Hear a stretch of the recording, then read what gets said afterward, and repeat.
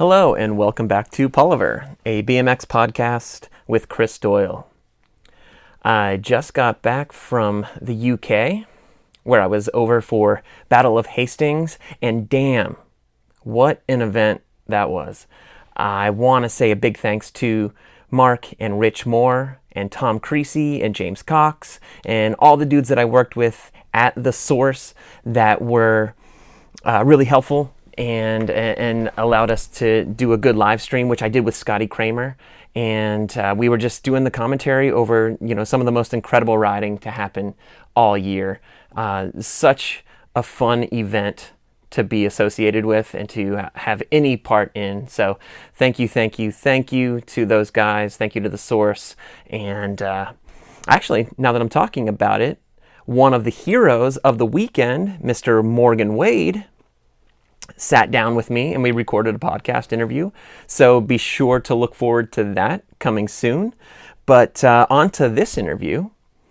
Today's guest is with Todd Walkowiak.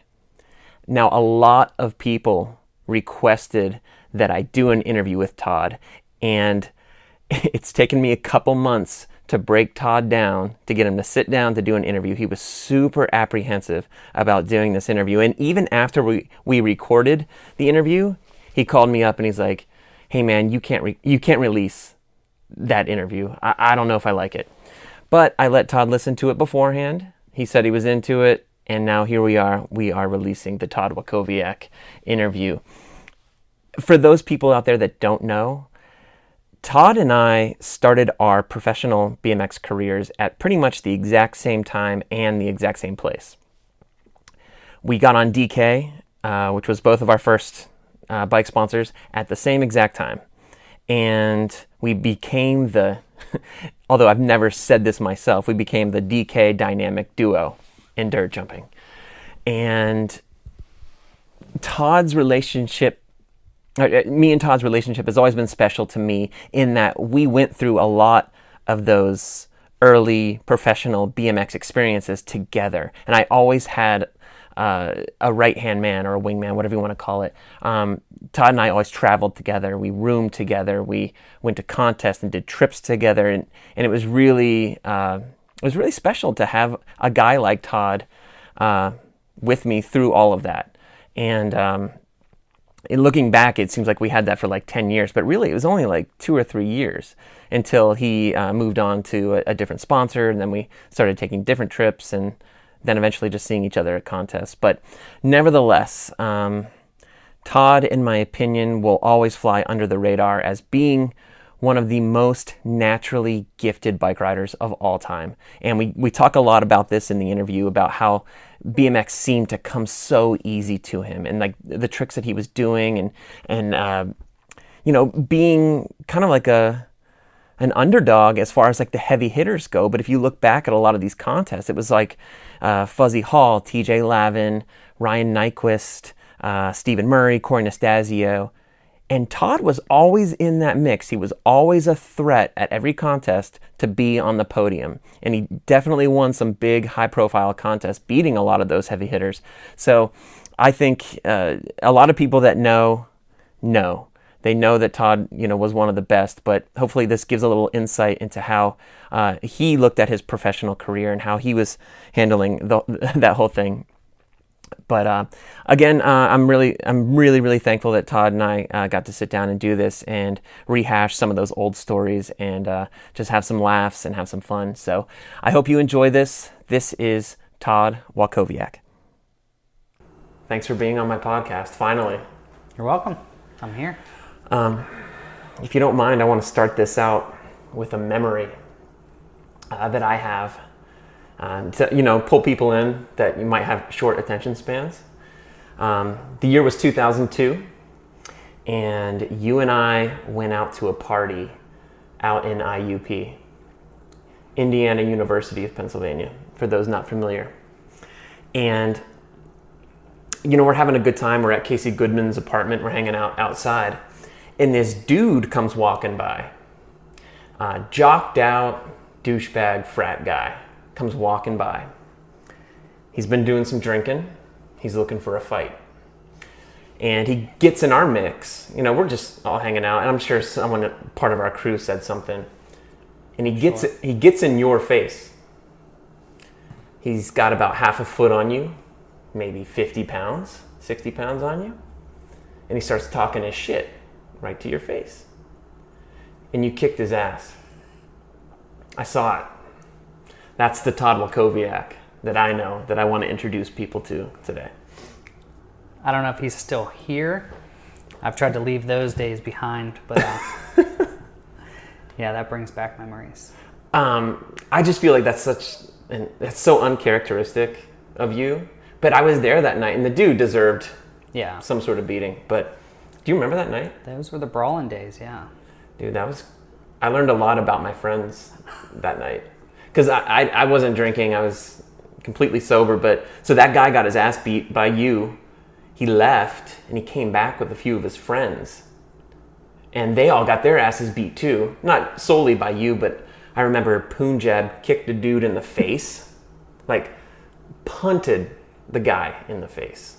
And it was like scary. I was like, oh, I think that guy just broke his entire face. And then Adam Rager pulled up and like knocked the dude out with one punch. And that was like the end. Because I don't think any of the crew that got in our mix, I don't think they'd ever seen someone get knocked out. And Rager just walked up, boom. And he fell back into the wall. And just snoring. And everyone's like, okay. I'm trying to piece that night together because there was a lot of those IUP nights.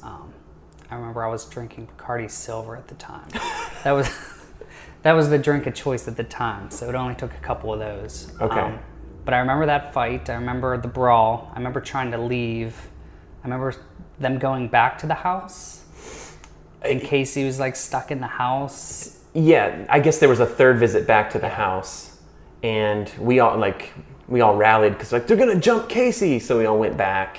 Gotcha. And I don't think anything happened from there. No. The dude did rip your shirt off. It was a red Airwalk shirt, and the following weekend, Billy Kibler went to a frat party. And they had the shirt. And at the frat house, they had the shirt. He's like, hey, that's my friend's shirt. And they're like, what? And then someone jumped on Billy. Billy got beat up. And I don't know, maybe did some beating up of his own. But you know what? Thanks for being a part of the podcast. I'm glad. I didn't know it was going to start like that. Well, it kind of breaks the ice a little bit. Gotcha. I mean, I do have my notes. And I do have my first question. Okay. Don't cheat. I'm not. My first question, is BMX easy? I think to some people, it could be. Is BMX easy for you? I don't want this to come across the wrong way. I think certain people find it easy to do certain things. I don't think BMX is easy to me more than it is to other people, but I just think when there's things that I want to do, I just find a way to do them. And I don't know, it was never anything I never really put much thought into whether it was easy or hard. It's just something we did. That's a very modest answer, and that's kind of the answer I expected. But knowing you now for over 20 years, and just seeing not only your BMX tendencies, but like your ability to pick things up in other, like, it's like you can look at something, BMX or not, like, right. It doesn't have to be completely related to BMX, but you can look at something, you can break it down, dissect it, and put it into like a form that you can understand, and it's like, I can do that. Like, take for example the house we're in right now. You're telling me about all the things that you did, like all the home improvement projects, and I'm just like in awe because I'm like, how do you know how to do this? You're like, I just Googled some things, and I know no one was with us for the tour, but this place is beautiful, and I'm just like, you did all this yourself? Like, yeah, just Googled, YouTubed. I remember hitting you up one week, like, what are you doing this weekend? You're like, I'm building a deck. This is years ago. I'm building a deck. I'm like, you know how to build decks? No, I watched some YouTube tutorials and read some books. I think I'm just going to go for it. And then that next week, you put up a picture. And it's like this beautiful, elaborate deck. I'm like, you did that just watching YouTube? Like, normal people can't do that. That's why I always wondered, and watching you ride BMX, it looked like exactly that. Like, you could just see something, focus on it. Like, when a really, like, Mario Lemieux, when he was in his prime, he's a hockey player. He said, you know, when he was in his prime, like, he could just see the game and it would, like, slow down for him. Like, the puck looked like it was moving slower and he could just slow everything down. I was wondering if it was like that for you, like with BMX. So I'll have one friend that this will make sense to. His name's Shane. Has a beard. He used to own a bike shop. South Park Shane? Okay. I had a conversation with him one night, 5, 6, 7 years ago, after I'd been done riding, and he was asking me the same kind of question. And that's how I described it to him. And I would be like, I don't know what it was, but it was like everything was in slow motion. Like when I was in the air, I think it's just because you've done the thing so many times that it just seems to go slower. Okay.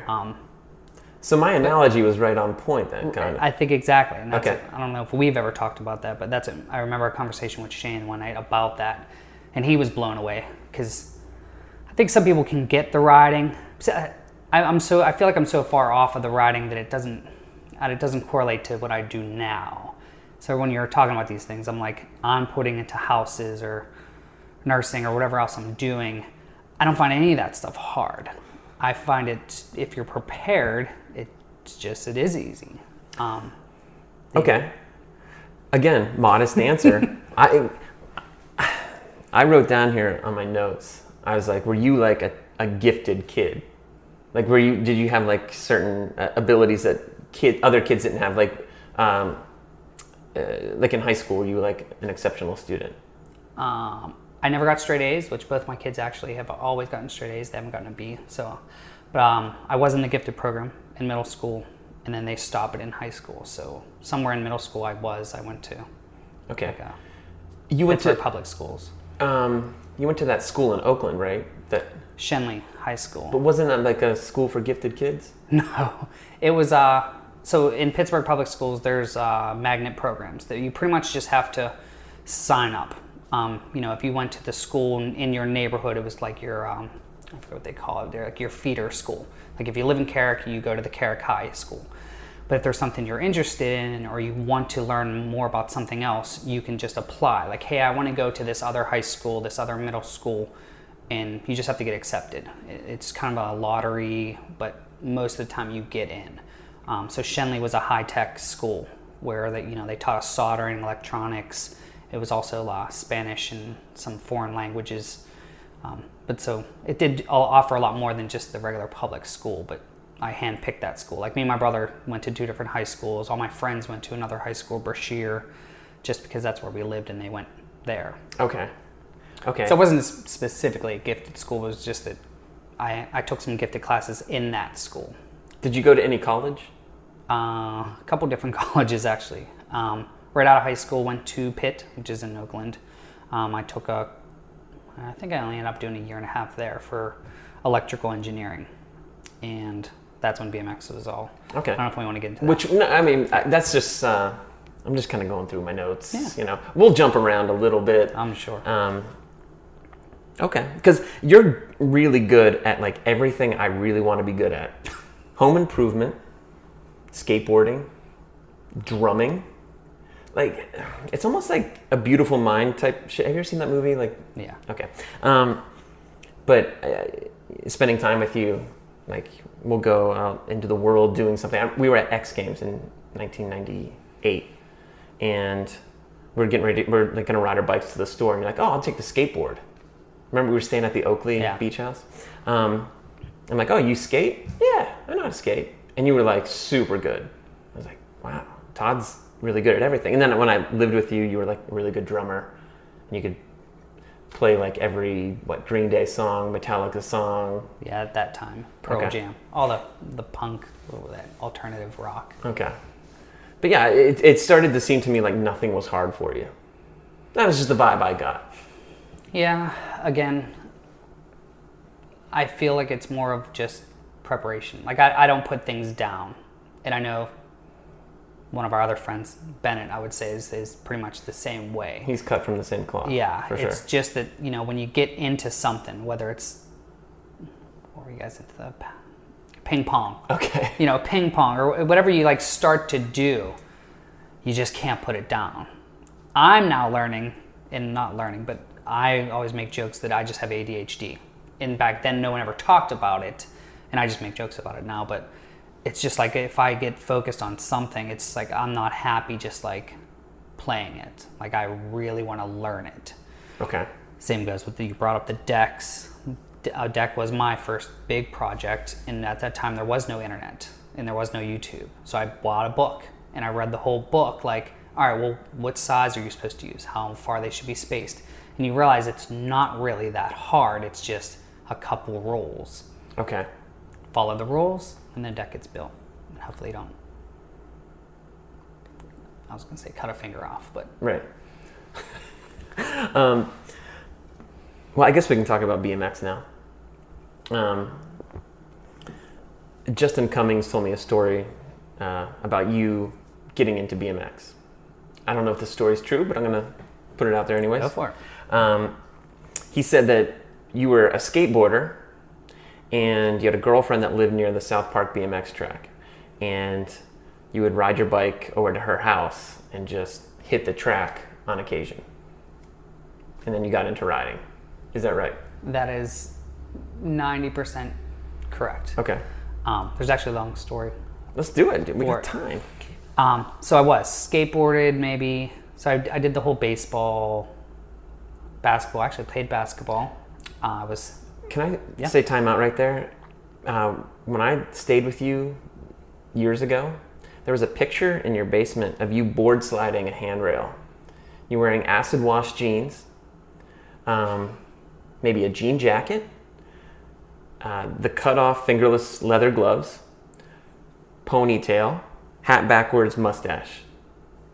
Is that right? That's 100%. I've told that to people before, and I say it and I feel like I'm making it up, but I know I'm not making that up. No, it was actually a 50-50 grind. It wasn't a board slide. I'm sorry. But yeah, that's where that pearl jammy, that's where I was going. I had the long hair, kind of Red Hot Chili Peppers, Anthony Kiedis, parted down the middle, past the shoulders. But you were on that level where you're doing handrails on a skateboard already, before getting into BMX. Correct. Okay. Nothing big. I mean, just whatever was in my neighborhood. I never really went that far. But yes, so that was 10 to 12 to 13 years old, something like that. I stopped the baseball. I remember the day. I remember waking up in my bed, and the baseball team was going around the neighborhood, and they were, doing some sort of fundraiser. And my dad's like, yo, hey, you got to go. This is, if you're going to play this year, you should be out there. And I just was like, yeah, this is not my year. I'm done. And I never went back. And I think a lot of BMXers or skateboarders or anyone gets away from that team sport. I'm sure that's been talked about a bunch of times, but I fell right into that. I was just like, you know what, that's not for me anymore. And I skateboarded. We would take trips. And at the time, I was 13, 12. Parents would let me and my brother go because he skateboarded too. We would just go up to the regular parks. There was like 2 skate parks in Pittsburgh, Cheap Skates, Shady Skates. Whatever one's like right near the wheel mill. It used to be. Okay. And then there was one in North Versailles. And we'd take these big trips out there just to skate and ride the ramps, and that was the only place that there was. But that's as far as I could go. Living in Mount Washington, everything was a hill, and on a skateboard it wasn't very, easy to get around. So I started dating this girl, met her at this church group, and she lived in South Park. She's like, hey, I have this BMX track like near my house. You guys should all come out. And I'm like, I'll never make it there on a skateboard. It was 9 miles from my house. So we organized this group of guys to go. And that's actually where I met a good friend of mine, Ken Zilliot. Mm-hmm. And there was another guy, Brian Wilson. There was a couple of other guys that I all went to middle school with. We organized this trip. We're all going to ride out to the BMX track. It was like the first day of spring, whatever day. But I remember the track being muddy and it was cold. But we organized this trip, and our parents just let us go. We were 14. We hopped on. I had a mountain bike at the time. I didn't even have a BMX bike. Show up at the track, and this is how the story came up. I was just telling it. I ran into Mike White, Devlin Brill, and Brian Gunzenhauser. They were all out there riding the track, and then we saw them down at McDonald's doing 180s in the parking lot. I ran into Devlin the other day. That's how this story came up. But that's how that trip came about. I just rode out there, rode the track a couple times, and just was like, this is awesome. Like, this is something I don't know how to do. The skateboarding at that time, like, people were getting sponsored, and it was like, that seemed like, you know, everything was West Coast. There was like nothing really happening here, and I wasn't that good. I could do some stuff, but I was like, that's so much far of a, you know, like, I'm not pursuing this. Let's just get a bike. So a couple of my friends were like, let's just get BMX bikes and start riding bikes. So we started going to the track like every day since then. And I still keep a skateboard with me every once in a while just to monkey around. But yeah, to talk shit online about the half cab. Right. Yeah. You like that? I saw that, yeah, it was nice. That whole thing was interesting. I like any kind of shit talking these days because people need to just realize that it doesn't really even matter. No, it doesn't. Especially now more than ever. Because you cannot divide anything much more than it is now. Right. Like, everyone should just be joining together. But should we just end it with that? No. Okay, so you're riding South Park BMX track a bunch. Yep. First visit to P.U.S.H. So Was P.U.S.H. already there? Yes. Okay. So P.U.S.H. was already there. It wasn't very hard. Like, once you started riding the track, and that's me. I mean, I didn't know anything about BMX. Like, a kid in a school probably had a BMX. I don't even know what magazine it was back then, but that's all we knew. We didn't know about anything else. So just riding the track, you quickly saw that there was a group. There was these badass kids. They were rolling tires off the berms through the track, and like, you knew that they were a group. And then word of mouth, everyone would know that's the P.U.S.H. guys. And so, like, I didn't know who they were. I didn't meet any of them till maybe later in the year or something like that.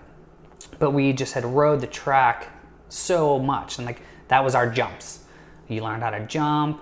You learned how to, you know, do 180s. You were learning all this stuff just at the track. I didn't ride anywhere else.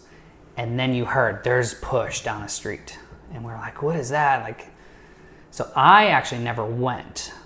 My friend who, you know, started this whole bike journey with me, Ken, he started riding down there before me because I think it was like 15 or 14 and a half, I broke my ankle.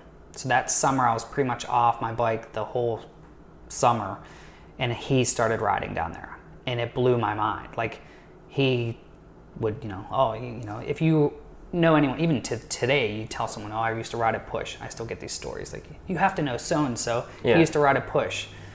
And most of them didn't. You right. know, there wasn't that many people that could really ride there, and a lot of people claim it. But my point is that, like, he started riding there, so he got in with that group before I did. Who would that group have been? Back, like Jason Stig, Justin Short? Yeah, so it was like, so Justin Short I did not meet until at an X Games, like years later. Yeah, in 98. So yeah, I think he had moved, I don't know his story either. But he was gone before I started riding there. But it was like some of the racers, like Chad Savar, you know, Hummel would come into town, Yako was there, but they weren't like the locals, they were the Mount Pleasant guys. But Ground Chuck, Rocco, Rat Boy, like Justin, the Cummings brothers, Steve, and like, so that group. So there was this, and they were all, you know, my age or maybe a year older, and then the Stig and all those older guys were there too. But like, that was that main group. It was not very big. And then there was like kind of my group that came in. It was like the Dan Lockmans and like the 14 to 16 year olds that started riding there a little bit later. Okay. Back then, did the group of older guys, were they cool with you guys riding there? This like the new kids coming in? It was a very big misconception that they weren't. But I mean, they invited pretty much anyone to come, but they put up this big front. And that's what a lot of people got a bad rep, or they thought you weren't really allowed to be there, or, you know, they just liked talking crap on people. But no, I mean, anyone who would come there and ride or help dig, which, you know, I always got a bad rap for, but anyone that went there, everyone just, that's how they were friends, is they talked crap to each other, and, you know, but yeah, they were all inviting, and everyone that came there they they never had a problem with. Well, yeah, to this day, if I see Jason Stig and Ground Chuck together, like the way Stig rips into Ground Chuck, like, is brutal. And I'm like, man, is it always like that? He's like, oh yes, that's our whole lives. We've been just like that. I'm like, wow. That's how that group, and that's what I mean, like, I didn't come from that. They were all, I know Chuck lived actually closer out towards me, but like all those guys were Bethel Park, South Park, and you know, they all grew up together, and a lot of them went to school together, and so they all knew each other. And so it was the outsiders like coming into that clique, and that's just how they talked, and it was just hilarious to watch and listen. And if you weren't from that clique, you know, it did look like, oh, I can't hang out with these guys, or like, you know, all I do is I go there and they just rip on me. I mean, they ripped on me like the whole time I rode there. But I almost feel like it just makes you better. You know, right. They don't mean bad by it, and they didn't, you know. It's just how they were to each other. I actually have a funny story about that, too. Go ahead, man. I don't think it's going to be anywhere in your notes. But so after I became pro, which I know we're jumping ahead, I tried to get into Woodward once as a pro and got turned down because someone there had heard stories about me talking bad about little kids somewhere at Changa. Did you ever hear this story? No. So my group, I mean, I never really hung with these big pros or this group that was in Pittsburgh. It was all my friends that were younger than me that I rode with all the time, and that's how we talked to each other. So and I don't know the real story. I'm assuming that someone had seen me at Changa talking to these kids like this. They were my friends, you know, that's how I grew up then. You know, at that point I'm 19, they're 16. It's my job to put them in their place, you know, in a funny way. Yeah. But I was just like, what? Like, when I heard this, they were like, yeah, we weren't sure if we were going to let you come up. We had heard you were doing this. And I'm like, I would never, like, I'm like, let me in. Like, I would never do that to anyone. Like, if you see a kid case the box, like, joke, case it. Yeah, exactly. Yeah. No, I went to Japan with you and Punjab. You know, you guys both come from P.U.S.H. Right. And I wasn't ready for it because we were riding those trails and they were like uphill. Like, remember you like pedaled through the park, took a right turn, and you and Punjab made it through, you know, probably like 10 tries before I did. And I'm just working to get through it.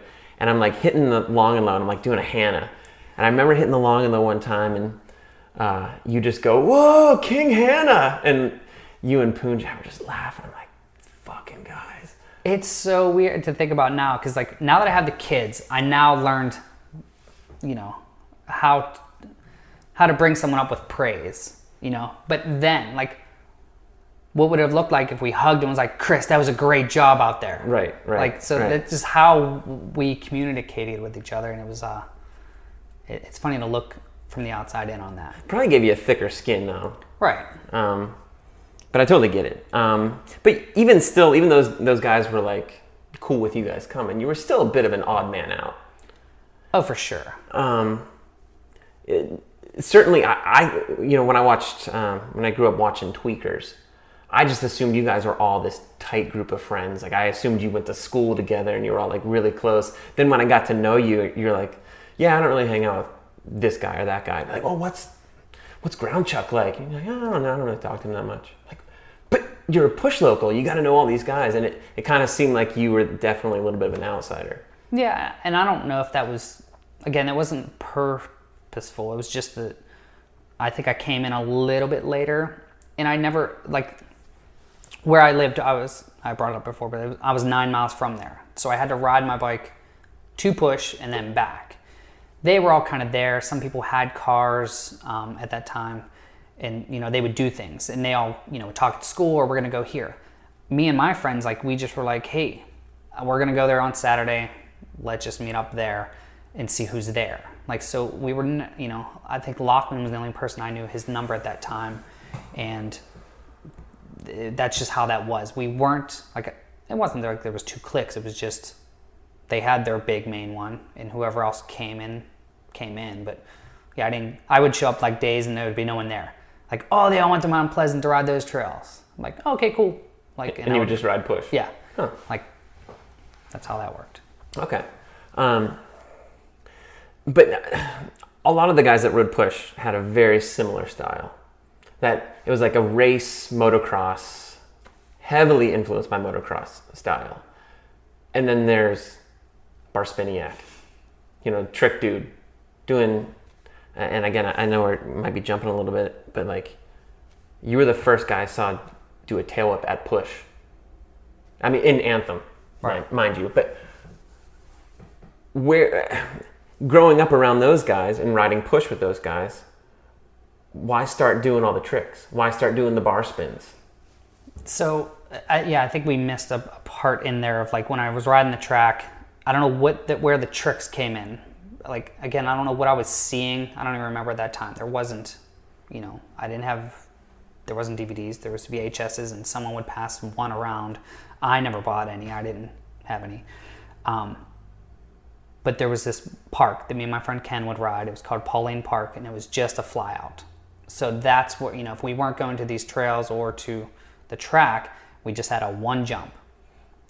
I never rode a dirt bike. I don't know if I'd ever even seen like a motocross race or a supercross race. So like I never knew any of that side of it.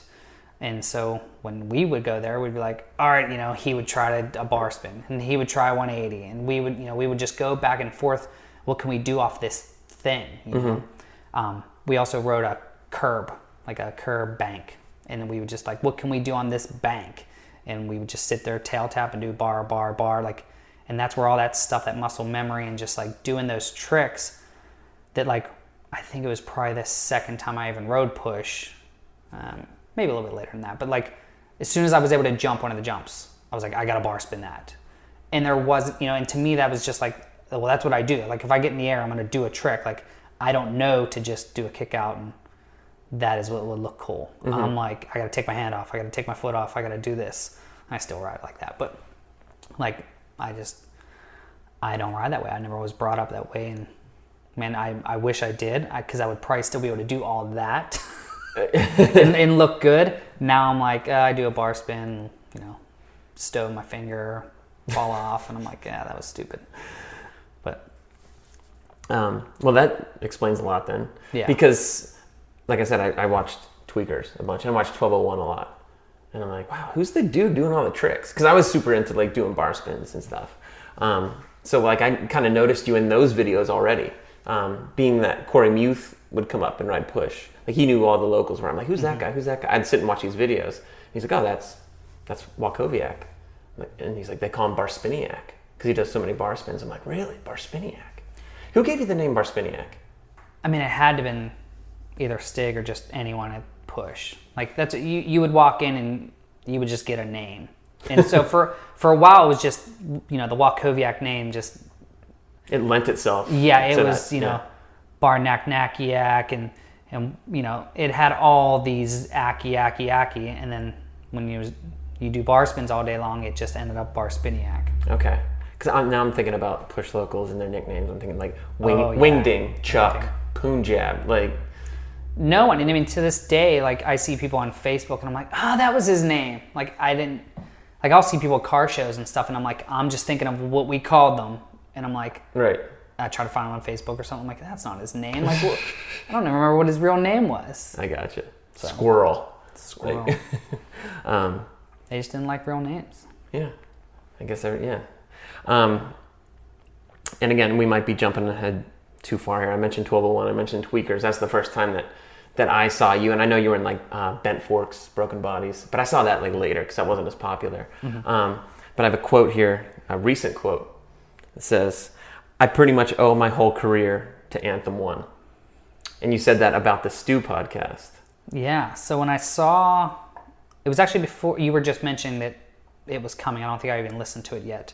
I don't know. I just felt like chiming in there. I don't really do too much of the internet chiming in these days. But I mean, I just wanted them, it just brought back that memory of that video. Okay. I don't think about that stuff too much these days, or haven't in a while. But it was. I remember sitting in my mom's, because I was living with my parents at the time, sitting in their kitchen and getting that phone call from Bud Deck. And it was just like, he was asking me about the dirt circuit, and they wanted to change, it going from, I don't even remember what it was then, $500 purse to a $5,000 purse or something, whatever it was. And I'm like, for one, I'm like, I can't believe this guy's talking to me on the phone. I'd talked to him a couple times before, and he was like flown me a frame because Squirrel was riding for DK. And then the end of the conversation was like, I'm like, yeah, I mean, I'm sure people will swing it. It was like, you have to pay $50 entry or $100. Again, it's so long ago, I don't remember what it was. And he was like, but good thing for you, we're going to start paying your entry fees. And I'm like, oh, what was that? Because at the time, this will probably go against what people thought of me then, or that's probably what they thought anyway, but I just wanted to be sponsored. Like, I had got that bug where like, I wanted to be, but where, riding a push, it wasn't cool to be sponsored by a lot of people, and you're really not supposed to like go try to be, I was working on a sponsor me video, like all this stuff. And you knew you were good enough, right? At that time, I was just like, I knew the tricks meant something. There wasn't a lot of people doing that many tricks, and it just came naturally to me to do them, so it should make sense. I just sucked at contests at that time and wasn't doing anything else.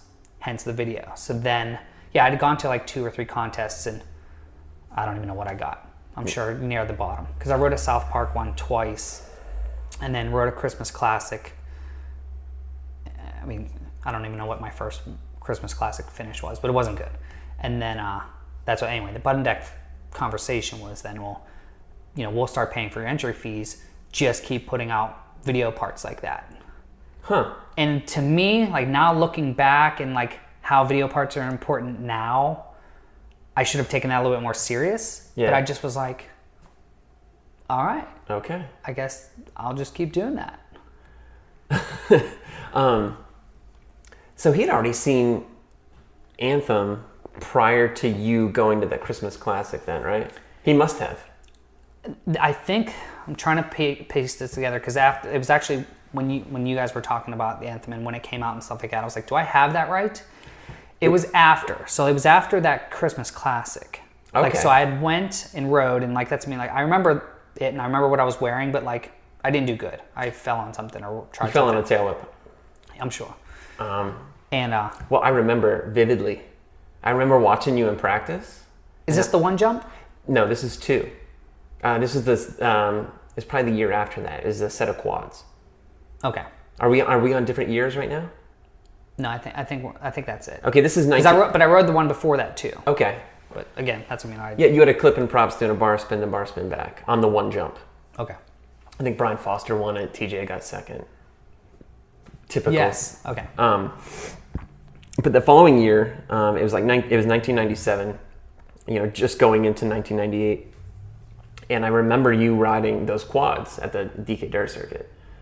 And I was like, holy shit. Like, your second or third run, you did a tail up on the second set. Like, not a lot of people were doing tail ups yet. Like, TJ Lavin could do tail ups and, maybe a handful of other guys. I'm like, who's that dude? And everyone's like, that's Bar Spiniak. I'm like, whoa. I literally thought, I was like, he's the best bike rider in the world. And then they premiered Anthem. And you had... you really stood out in Anthem because Anthem was all about like that. Yeah, it was the a lot of style, a lot of kickouts, turn downs, tables. I mean, you had like Stauffer, who's now like an icon, snapping tables. But like you really stood out because you had a lot of those bar spin tricks, and it seemed to me like your whole you had a split part with Stu and Chris Hallman.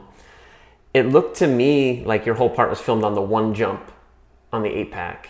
Like you just did a couple tricks and you have this like standout footage in like the biggest video of all time. I mean, Stu, I want to go back to 2 things on that, but Stu was correct about like how he was like, hey, we showed up and he just filmed stuff. Like I didn't know he was filming for video. Like I would have even tried more things, but like that was just how we rode in those days. Like you jumped those jumps, you did tricks, people would pull out a camera and you'd be like, yeah, I'm up, and you would just like start doing stuff. But I didn't know it was going to anything or what it was for, and it probably was. I'm sure it was one day on the same jump. I'd have to go back and see it even if I was in different clothes because it probably was just... No, it was one day. Yeah. I remember it like, because I remember every trick you did was like so proper. No footed can one-hander, like proper. It had just been up to that point. Like, I think that was the perfect timing for that video of like, I finally got stuff like, oh, these should probably look good too. Because I would just do the most ridiculous tricks and try them, and that's Bennett fits right into there too. He would come down from Titusville and he would just flail him stuff all day long, and I'd be like, yeah. I just didn't like falling as much, but we would just be like, try this, and you just keep doing it, and then all of a sudden it just clicks where you could actually do them and they look decent, and you're like, oh, I should probably actually put my hands out straight, not just up in the air. Right. Right. So Anthem 1 had come out, biggest video of all time. You did terrible at the Christmas Classic, but you were still on DK. Like, that was like your first DK sponsored event, right? Because you weren't wearing a jersey. I don't remember you wearing a jersey. No, I know I had a frame. It was the blue Legacy or whatever it was. Like, that's when he had just started giving me a frame. I wasn't really on DK, and that's what, like, after that Christmas Classic, he called me, and that's what the conversation was. Okay. Sorry if I got that timing off, but yeah, after that was like, hey, whatever it was, like, hey, we're thinking about changing the format. Would you come to these? Or I don't know if he was just trying to get rider input or whatever. And that's when he like offered to be like, do you want to be on the team? So the next contest I remember after Christmas Classic was Florida, Orlando. And you did have a jersey then. That's yes. I with think your that's name, when I was on the team. Your name on the back. Did he like? Because it seems like, oh, we're just going to pay your entry fees as long as you're putting out video parts. But when you got to Florida, they're like, oh, hey, you should probably wear a jersey too.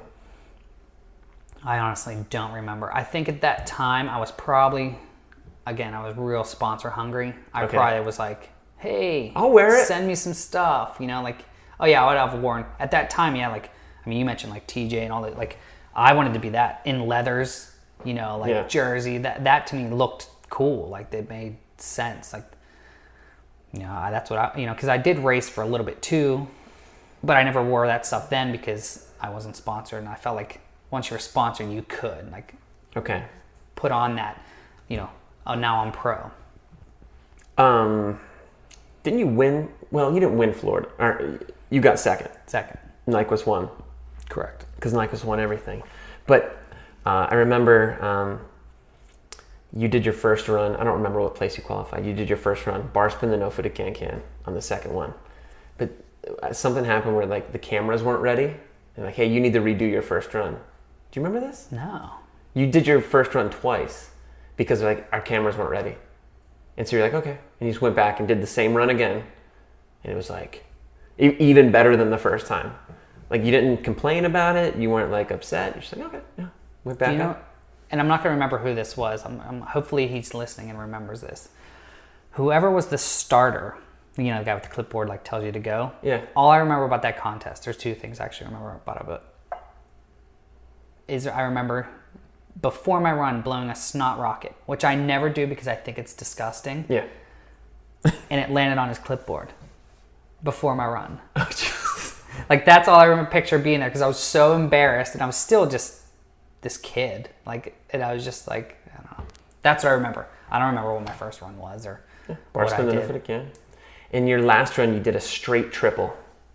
It was like, and it looked, and you did it with like this face.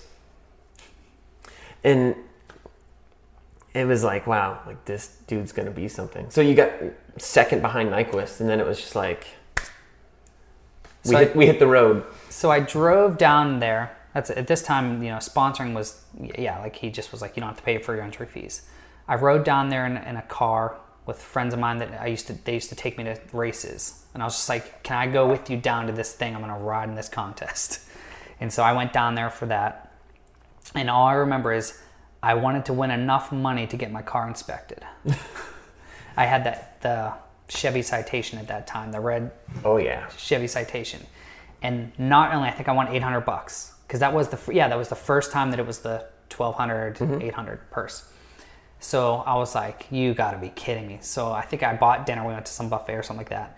And then I got home and I was like, not only am I getting my car inspected, I'm buying new wheels and new tires. Did you also get flames painted on the Citation? Was that? It was that. Okay. Yeah. I think once the rims got put on, I painted the flames on. Wow, you knew how to spend money. That's nice. And then the wheels got stolen. That was the car that got stolen, which might lead into whatever story. I don't know if you have the club story in your list. I don't, but thanks for jogging my memory. Basically what happened, I grew up in Cary, North Carolina, one of the very nice place, safest places in the world. And Todd drives down from Pittsburgh to come visit, and he parks his car in my mom's neighborhood. Like, this is a neighborhood with like $500,000 homes. Yes. And you have a 91 Eclipse. 20 years ago. Right. This is the houses, the medium range was probably about 300 actually. Yeah. Anyways, but you drive down 91 Eclipse, you park it in my mom's neighborhood, and you put the club on it. And I just remember my mom losing it. She's like, "Oh, don't worry, Todd. No one's going to mess with your car. We know you got the club on it." I mean, that car was old back then. I didn't get out much then. Okay. And so all I knew really was my little Pittsburgh town. And yes, so this car I had, it was an 85 Chevy Citation, piece of junk. But I had put brand new tires and brand new 14-inch chrome wheels on it. And within 2-3 weeks, it got stolen in Oakland while I was going to school. So I I parked my car in Oakland, go to class, come out, car's gone. Jeez. And I'm like, okay. And yeah, they found it the next day, up on blocks, no tires, no wheels. Man, hot commodity. So club Pittsburgh. Ever since. Wow. You're not still rocking a club? No club. Okay. I learned that they can just break that off pretty easily too. Yeah, but I hope people from Cary or someone from North Carolina knows about Cary, North Carolina, to think that you put the club on. So I want to go back to the Christmas classic stories because you reminded me of something. I would have never thought of the tail whip. So the first or the second Christmas classic you're talking about, where I was doing the tail whips, I had probably just done 1 or 2 at P.U.S.H, but at that time there was we rode Changa, but like I never got out to Changa. Like that was a 2.5-hour drive. We would go maybe once a winter, twice a winter. I had spent pretty much the whole winter doing those upside down tail whips. Yeah, I remember you telling me this. Yeah. Yeah, laying on your back and just doing tail whip. You would sit there and just do bar spin back, tail whip back, turn downs, and that was bike riding. Like I remember my bike was in my room. I would lay in bed and do that over and over and over. And I went there and I'm not sure. I'm sure I probably pulled one practice or I don't know what I did, but I just was like, oh my God, this totally works. Just from doing it over and over and over again. Tried it on a jump and it worked. That's crazy. Which leads to the third Christmas classics, which I did do well in. I'm sure you know about that one. You got first place. Yeah. Todd won it. So the year after that, we had one of these mild winters. I was now riding Area 51 trails, and it was the same thing. Like we had rode so much all the way up middle of November, still riding, and so everything was just so fresh. And like I had never had that before going into one of these contests because it was always Christmas classics after not riding for 2 months. And then the next one's gonna be in Florida where I might have rode once or twice before that. Like we just would go to school. It was like you go to school time and then the summer you rode bikes. Mm-hmm. So that Christmas classic, I was just like, I'm on, this is it. Like this feels good. That wasn't your first win, though. You won South Park in '98 as well. Was that after that Orlando one?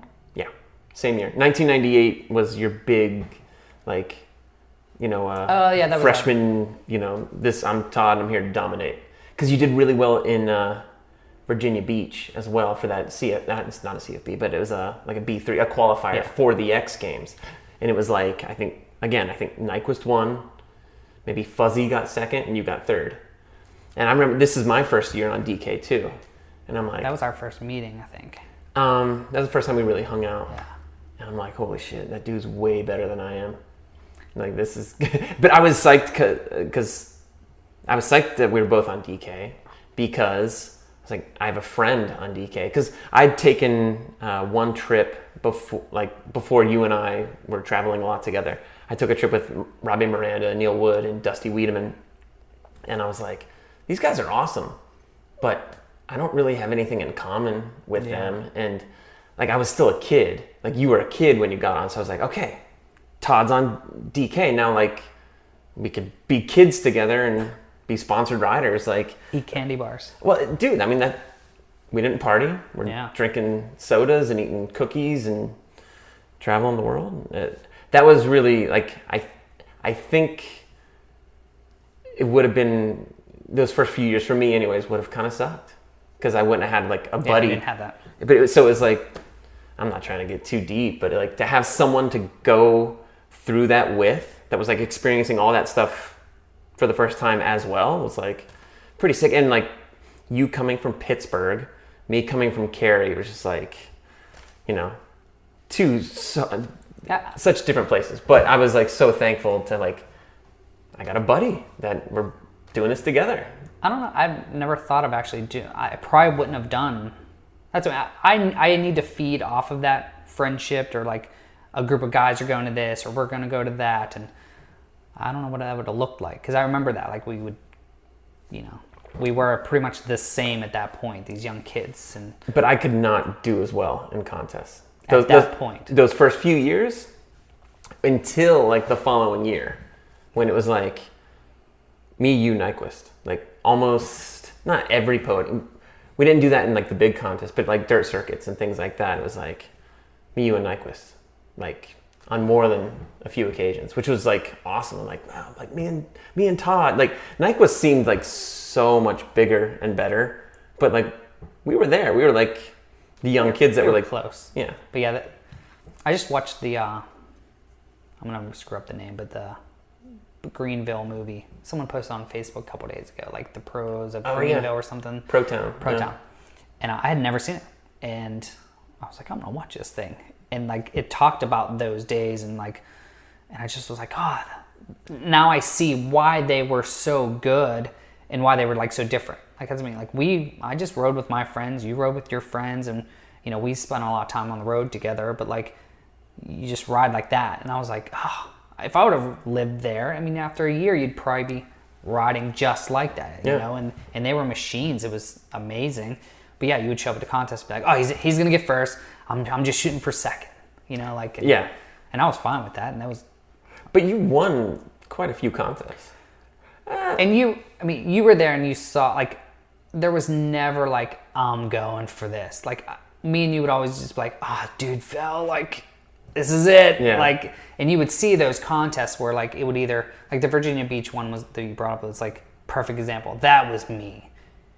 Crappy 3 little jumps, put some wood on there. You know the big dudes aren't going to be able to like do their stuff. So it was just like when those scenarios would hit, like when, you know, the jumps were a little bit harder than they normally are, or the last jumps further than the one before it, you know, like half the group's out. Yeah. And so that's where we would shine. That was, I remember like Nastasio always like being on the deck, like these fucking jumps are tiny.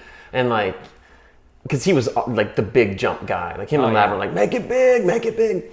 But like the jumps would kind of suck because they're like built in a parking lot the day before. And you and I are just like, hell yeah, dude. Like, oh yeah, this is easy second place right now. Strap some plywood on that lip. Let's go to town. Yeah.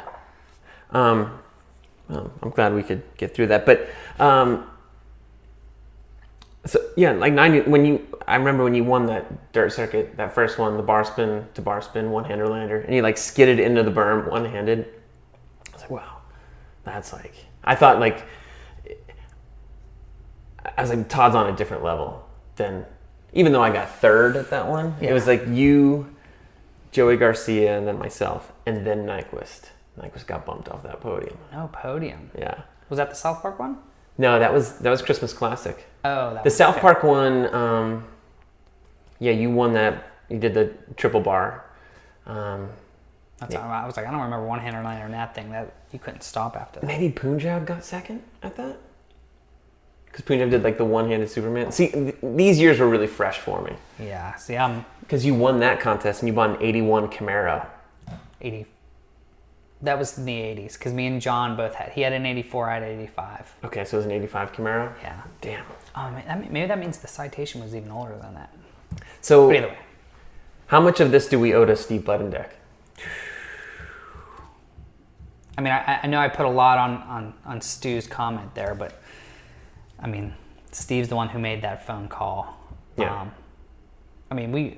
You have to also agree. I actually was wondering how I was going to put Steve into this, because at that time, I mean, he ran everything. Yeah. And not only, putting me on the team, and not just putting, because there was a lot of team managers at that point that were just, people talk about on podcasts all the time, just handing out money, like, wear this jersey, put this on. And he wasn't doing that. It was more like hey, we're like putting this team together, and we want, you to be a part of it, and we're going to take you around and promote you. And that's what team managers should be doing, or companies should be doing at that time. But yeah, he was just awesome, and still is, just. I said for years, yes, I rode for DK, but really I rode for Steve. Right. Like if my jersey just had a big SB on it for Steve Bundeck, that would have made probably more sense. Because if he was like, hey, you should do this, I'd be like, okay. I remember like going on photo shoots. Hey, Steve, I just want to do a kick out. And he'd be like, no, you guys have too many tricks and too cool of tricks to be doing a kick out. So just do the no-footed can-can or whatever. Like, those are always really fun. I think it's crazy to think back about that. Like, was it just that he was a little bit older and understood that? Or was it because of the marketing side? Because that's, like now I'm like, you should always just let the riders, because that is what pushes, the sport. But he was just so right on. Like, he wouldn't tell you anything wrong to do. Yeah.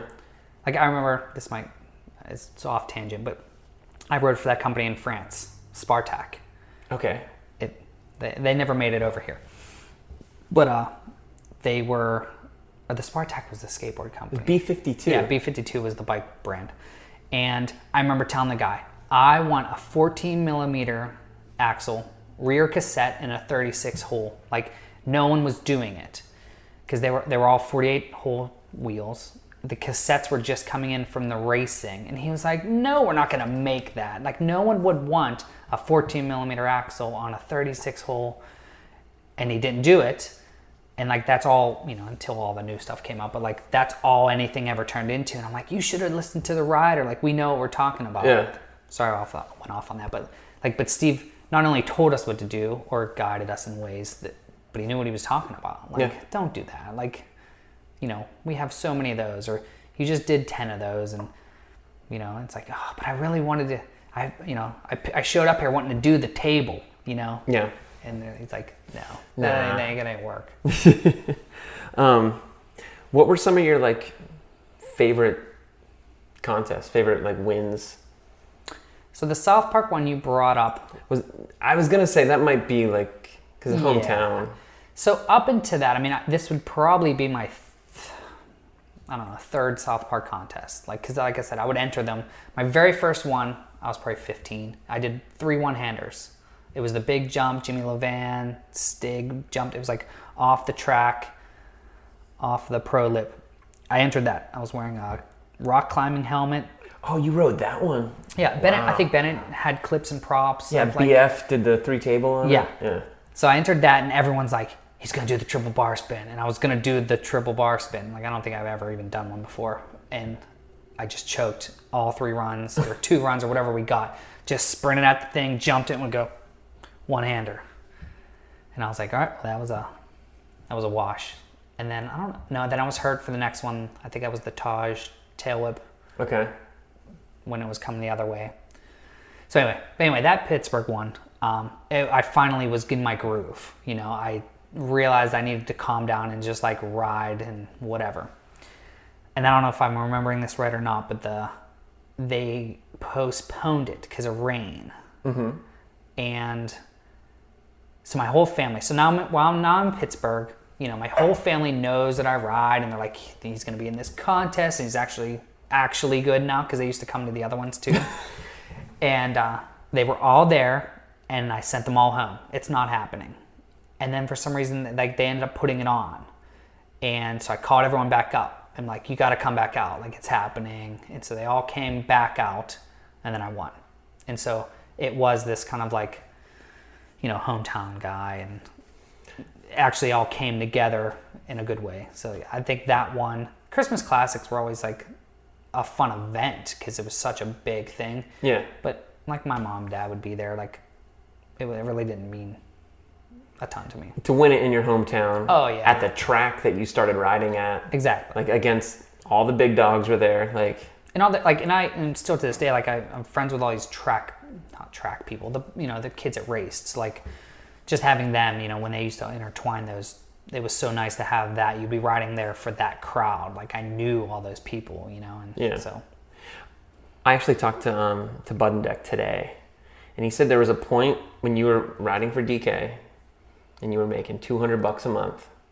You got an offer from Diamondback for $3,000 a month, and you turned it down. Is that true? That is true.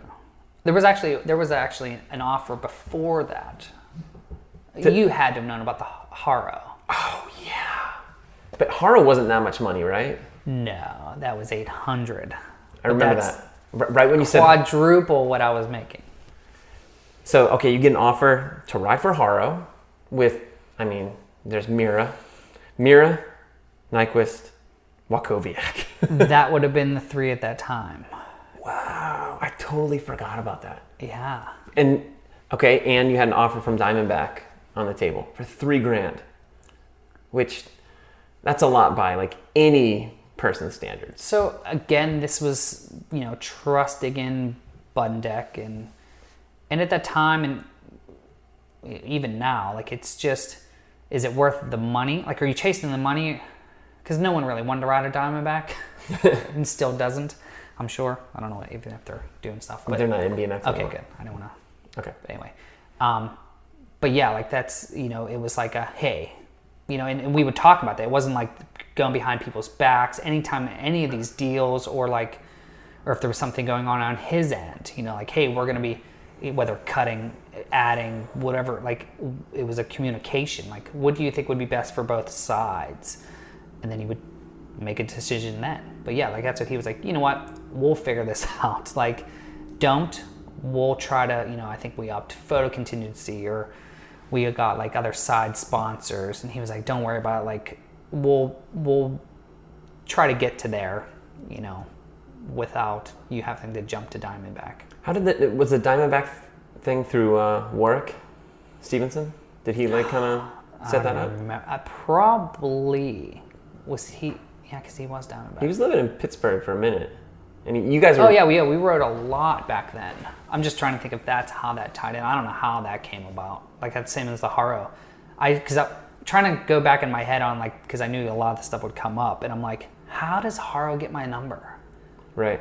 Like I remember where I was. Like I was at the BMX South Park BMX riding, and getting a phone call, and like at that time it was just normal. But now I'm like, why would that even happen? But same with the Diamondback. Like I remember having a contract, so I remember, I must have went through somebody, and I tore it up. Wow, $3,000 a month. I didn't know about that till today. Like I was talking to Buddendeck. I told him I was going to be interviewing you. We didn't tell you everything. Which is good because I didn't get any offers. Yeah. I was like, wow, I'm making. At one point, I remember bragging to you. I'm like, dude, I'm making $600 a month on DK, and you're like, yeah, I'm making $8. I'm like, yeah, but you deserved it. I mean, like, any penny that you were making more than me was well worth it. I wasn't sure. Again, I wasn't sure how money was going to come into this. I don't really like talking about that stuff too much because that's it. Remember, like we were making that. I'm good with the low numbers and stuff like that. But then the racers, and we all knew the racers made a ton more, and it just was like, yeah, we'll get there someday. They've been on the team a long time, and it just was what it was. Yeah. As long as car insurances were paid. Yeah. Oh yeah. I was living with my mom at the time. But you talk about we're kind of dancing around the money here, and to me, it almost sometimes, even though you wanted to be a sponsored rider, which you said, it almost sometimes seemed like you felt kind of guilty taking money because you would talk about like, oh, I'm thinking about getting this job, or I think about doing this thing, and I think that was a lot of like coming from Pittsburgh, which is like the most blue collar place in the world, where like most men, like you get up in the morning, you go to work, you work super hard. That's how you make your money. Like there's like for a kid from Pittsburgh to make money riding BMX, like it's almost like you felt kind of guilty about it. Am I right in saying that, or am I totally off? No, you're right on the money. It's just money. That's exactly how I felt at that time, and it, everything comes full circle, and I still feel it now. Like I've kind of made, which we'll get to a lot of stuff, but like at that time it was no one else did. The people, there was a couple people before us, which I actually just ran into them, the Hummel, Von Stout, like these people that just got out of it. They were sponsored riders and had just got out of it when the money came in. And then there was all these people in Pittsburgh that all rode just as much as me, rode better even to this day. The Punjabs and the Chucks, and like that stuff was timeless to them. Like now, how many people can do bar spins? Like all of them. Yeah. How many can do tail ups? All of them. But no one can be ground chuck. We all know that. Right. But now I'm getting these offers, and you're like, what do? Like, you don't turn them down, but then when you take them, you're the sellout, and it's the DKs and the standard and the S&M stuff worked perfect for Pittsburgh, because it was like, oh, you're still on that team and it's a cool team, so like it's not really that big of a deal, and they didn't know what the money was. But those were like BMX brands. They weren't like these mountain bike brands that were coming in like Diamondback, like Haro, like, so you still remained core. I mean, I tried, and that's what me and Steve would go back. It's like we would go back and forth, because there was times where I would want to. I'm like, hey, I think I'm ready for this, this, and I know you guys can't do it, but it's hard showing up at a contest when you're top 3 with the other guys, and they're making, they're all living in California and all had Escalades at the time, and I had, what was it, the blue Mitsubishi Eclipse. So it was like, all right, I think I'm going to do it, but it would be like, all right, want to hold your ground, we'll work out some other things. And Steve, being the photographer, always helped out. We would just milk other knucklebone sponsors and get photo contingency that way. I always loved the story where, and we're jumping ahead again. I told you we're going to jump around a little bit, but we're talking about photos and photo contingency. There's this when Snap was still around, and we're at Interbike, and they built the dirt jump in the parking lot.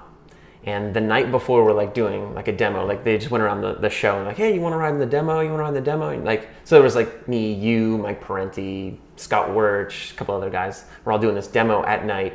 Mulligan is shooting photos, and I'm like, oh, this is great. This is cool. Whatever. And then Mulligan comes up to me, and I think he talked to you. He's like, hey, I need a cover. Can you guys meet me here tomorrow morning before they tear this down? And I'm like, yeah, sure. And you were just like, I don't know.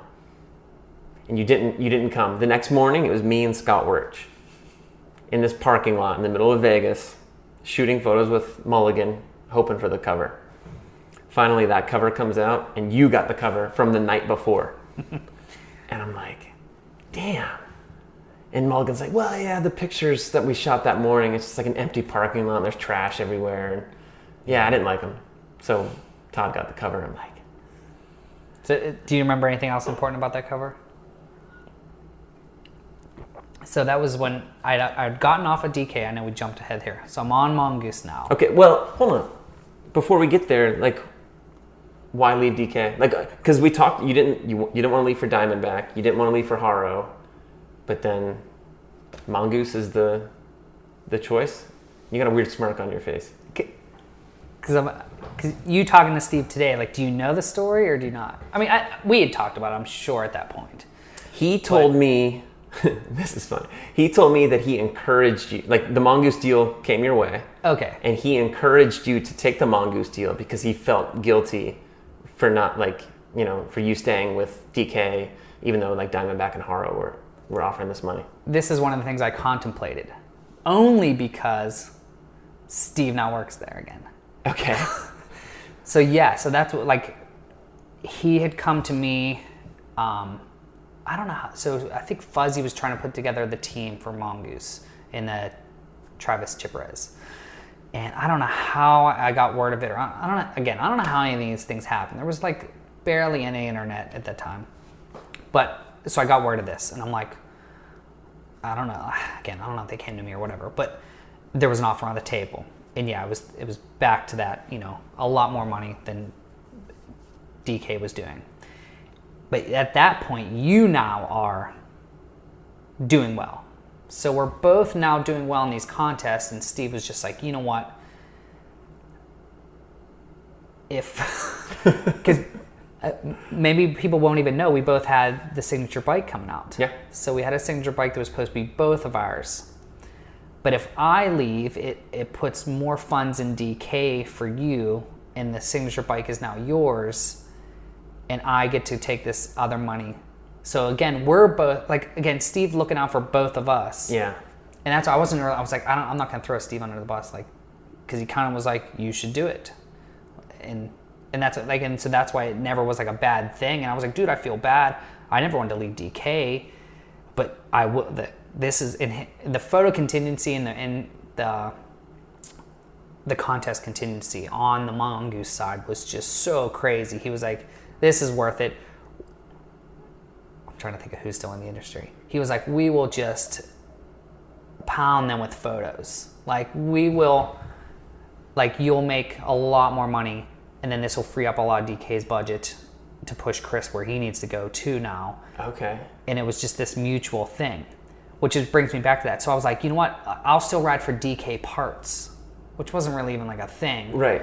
But so, because Mongoose at the time, they were going to give me a frame, but they didn't make anything that was really, I'm not going to run a Mongoose fork. I wasn't really that confident. So I wrote all the DK parts on the Mongoose frame, and I talked to them about it, and they were like, yeah, it's fine. Until that cover came out, I had DK bicycles down my fork tube. And that's pretty much all you can see, because it was black forks, white lettering on this cover. And it was literally 2 months after I got on Mongoose. And they just were like, what is that? I got the phone calls, it was just like, what's going on? And I'm like, I told you guys I was going to still ride for them. It says dkbicycles.com down my fork.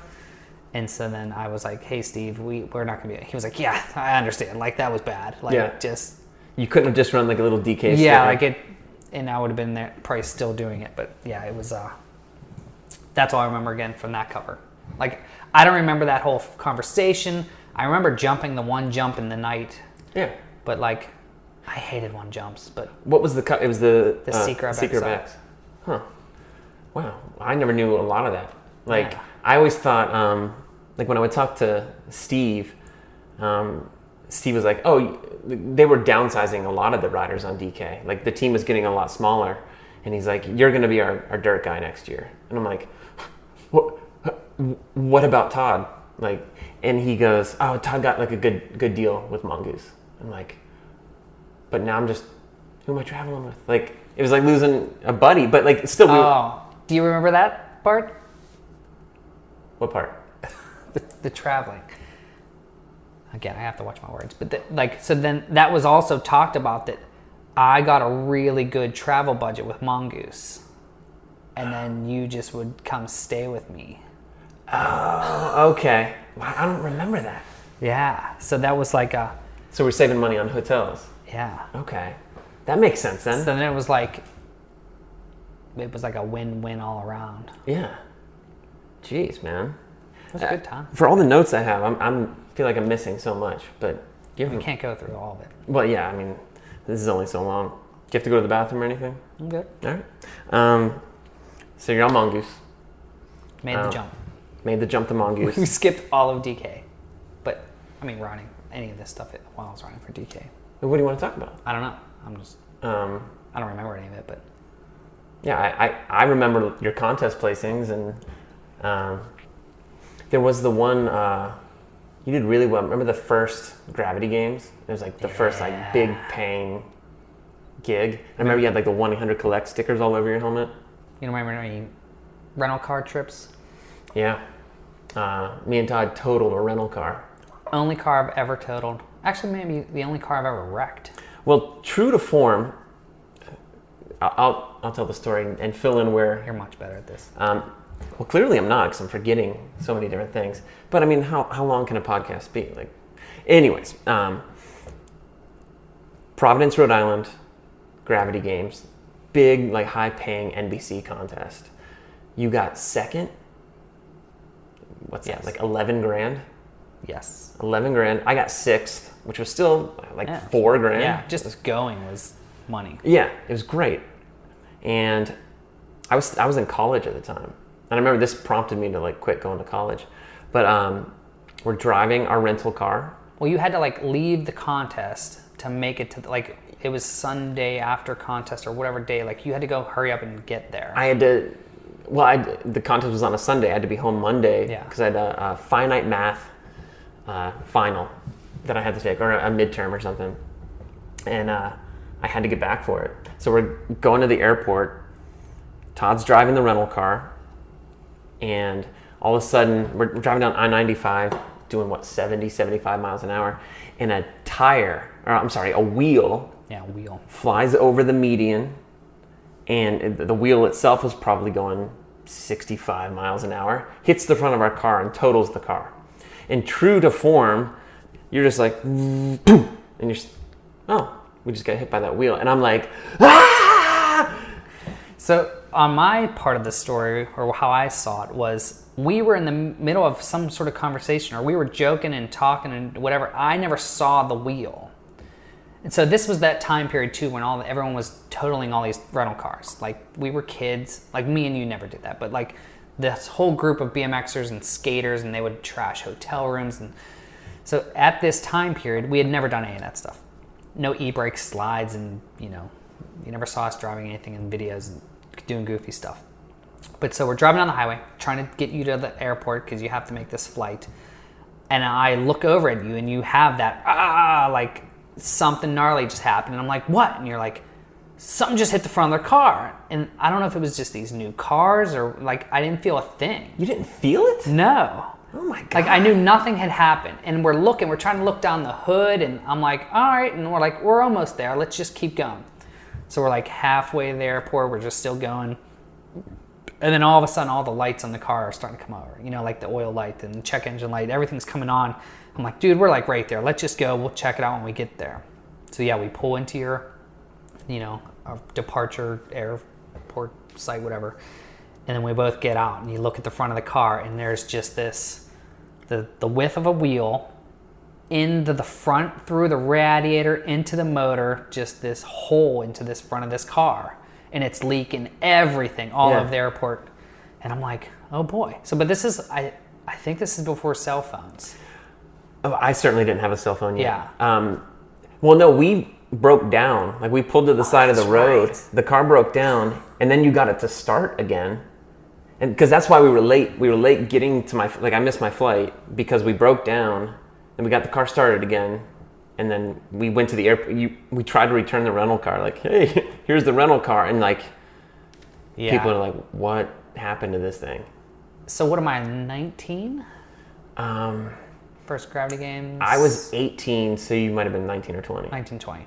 I just remember being like I was in the principal's office. Like we go to turn this car in. Again, I didn't do I didn't purposely do anything, but we did just drive this thing to the airport, dropped you off. I then go to there, try to return it. And then they had to call Bun Deck. So I'm like, I don't know, you gotta call this guy. Like it's a corporate car, like isn't this supposed to be covered? And they're like, what happened? And I'm like, I don't know, a wheel or something hit. Like my friend said something hit the front of the car. Yeah. And they're like, and you just drove it here? And I'm like, I didn't see it. Like I don't know what happened. And they just assumed we plowed right into a pole or something. Mm-hmm. And so they had to call Steve down, and Steve had to come get me, and we'll just take care of this. We'll figure it out. And corporate DK had to I don't know what they did. I'm sure they did something with it. But he was like, don't you worry about it. This ain't your problem. Just go. And then while we're sitting there, a cop shows up and says oh yeah, I just passed this. There was a van that lost a wheel on the highway. They didn't know where the wheel went. I'm like, yeah, that was it. Yeah, it hit us. Yeah, and they're like, oh, okay. And then that was it. I never heard anything about it. No, I never. I wonder if they had to buy some Impala or whatever it was.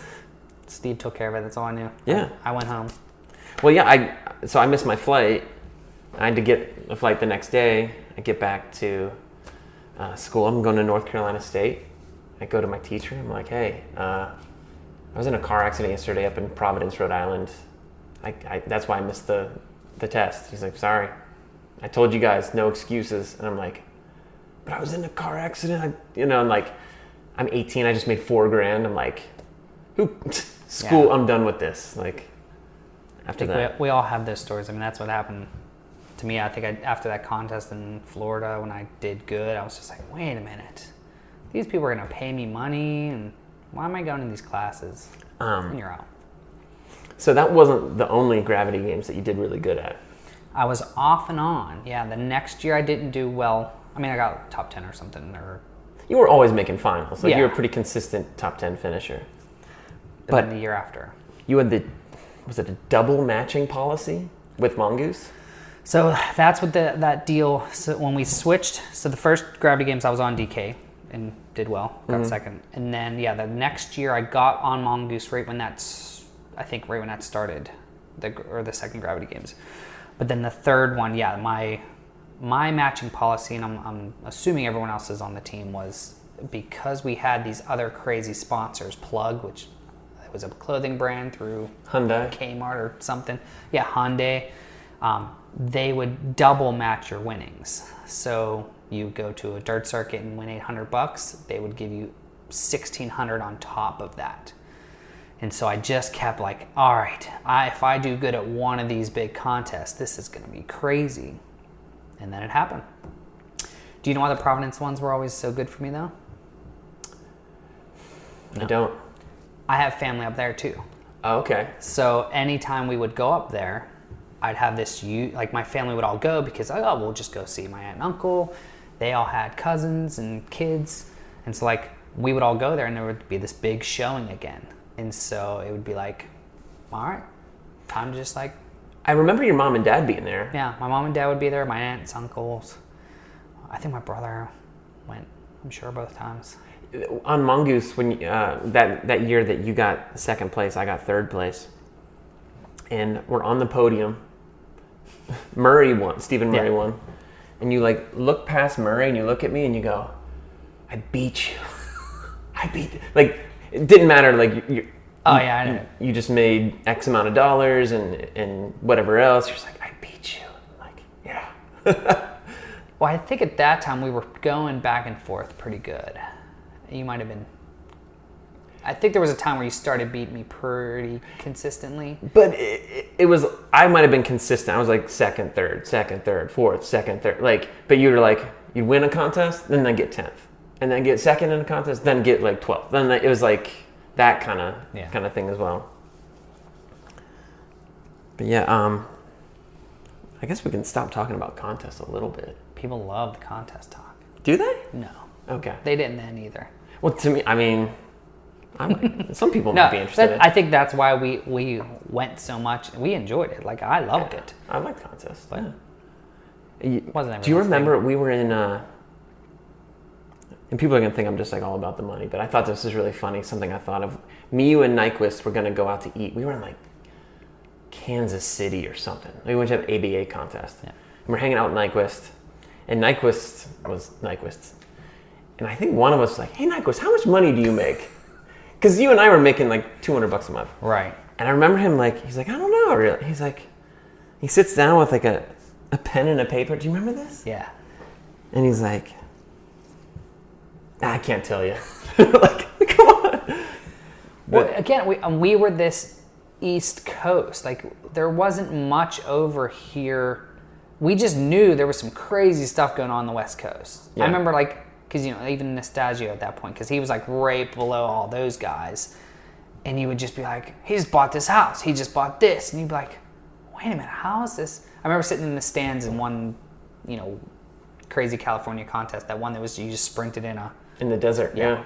And hearing him talk to all of his buddies, like, my accountant said I just owed $27,000 in taxes, and me and you like weren't even making that. No. And going, wait a minute, what?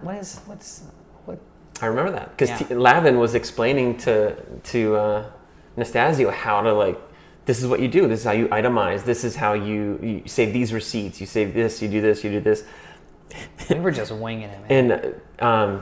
And Lavin was always super professional. He knew what to do, but I just remember at the end of their conversation, Anastasia goes, "Fuck it, I'll go to jail." That was the end of it, and like Lavin just laughing.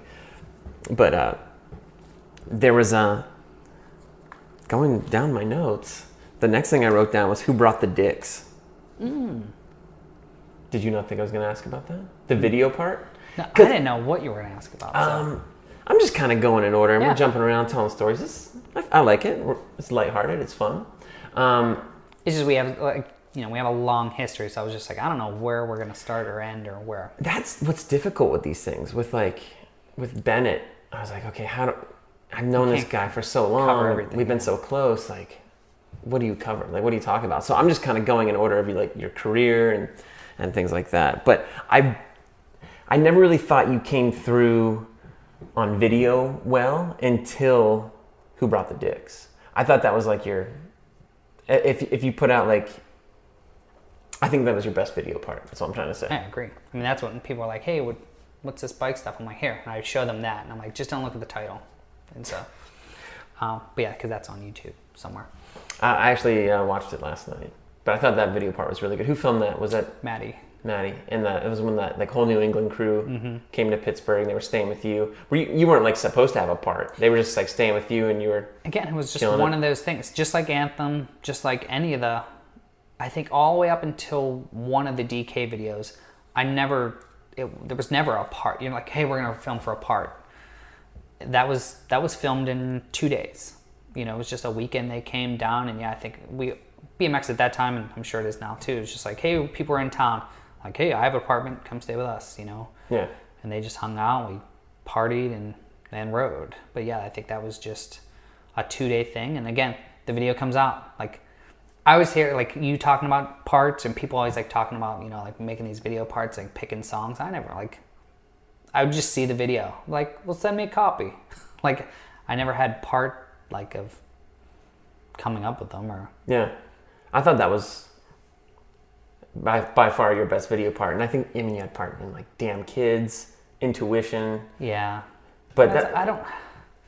Again, I think I look back and I thought I got there, right after all the Mongoose, when I was on Eastern for a while. There, I was I feel like I was riding really good and wanted to do a part, and there just wasn't anything really. I remember filming with Will for a while because he was going to do something.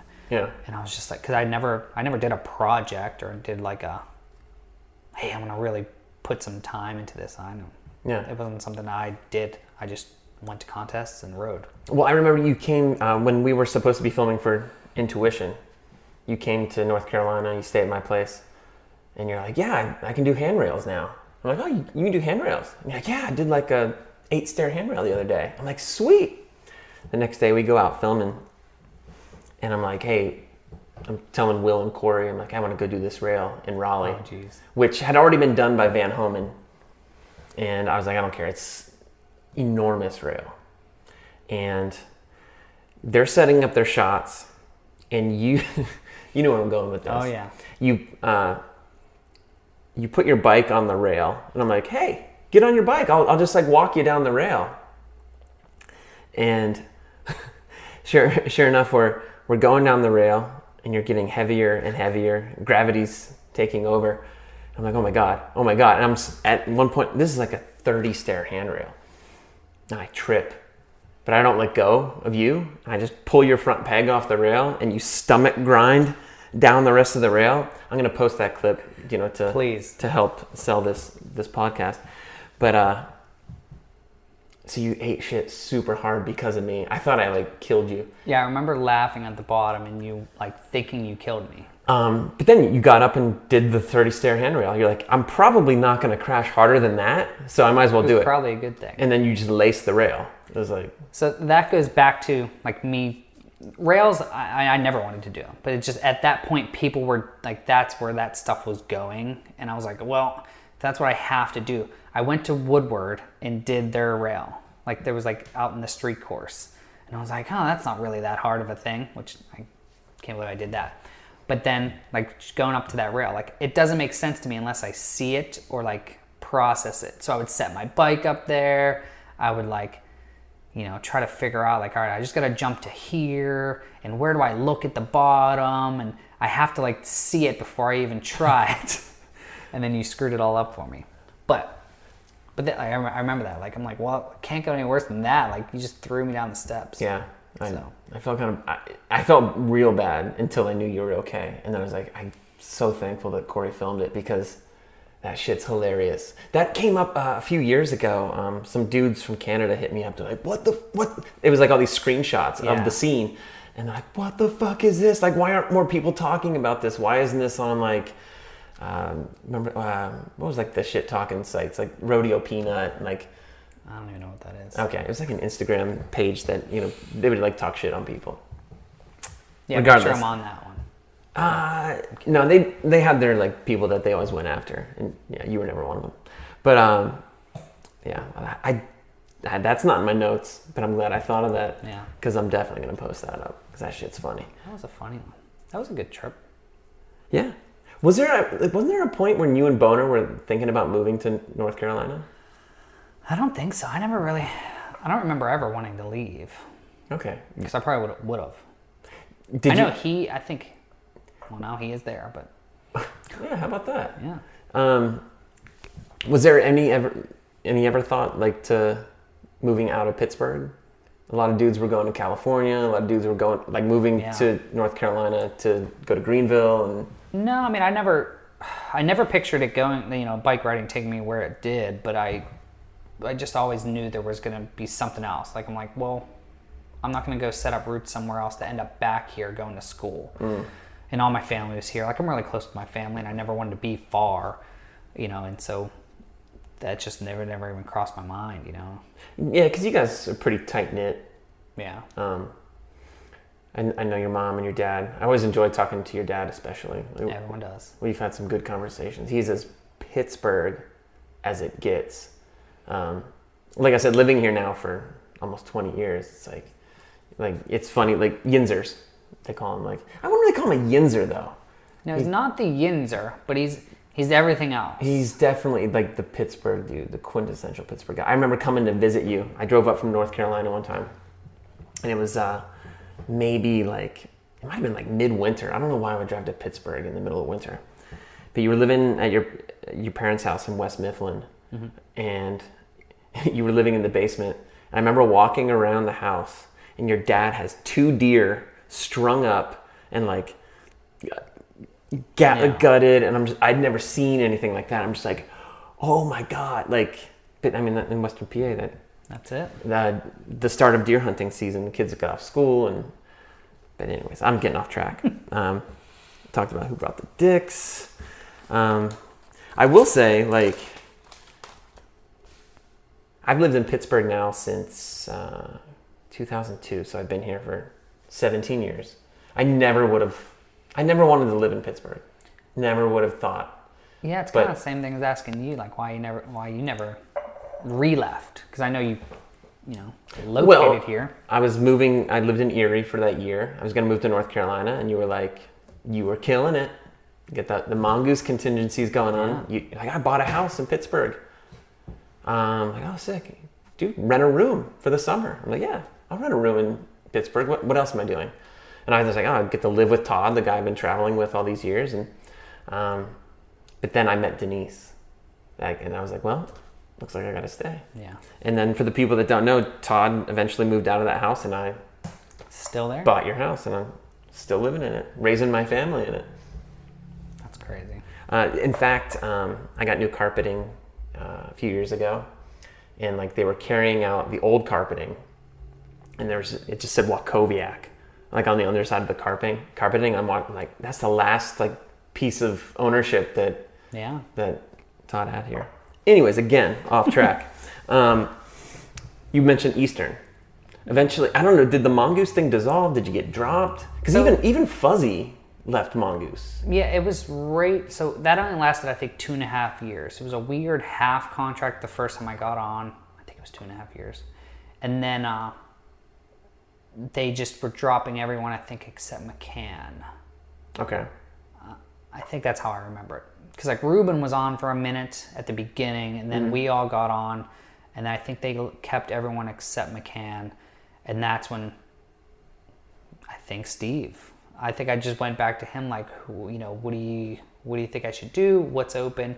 And Axis started doing Eastern's marketing, or I don't know what they called it at the time. But Corey and Steve were working for Eastern, you know, doing their graphics and helping them with bike layouts and things like that. And so he was like, I'll put a call in, see what I can do. And again, I wasn't chasing contracts or like, you know, I need to make this much money. It was just like, hey, where do you think I should go? What, you know, I still want to ride, you know. I knew at that point it was like I wasn't going to stick around much longer. Really? You could kind of see the finish line coming?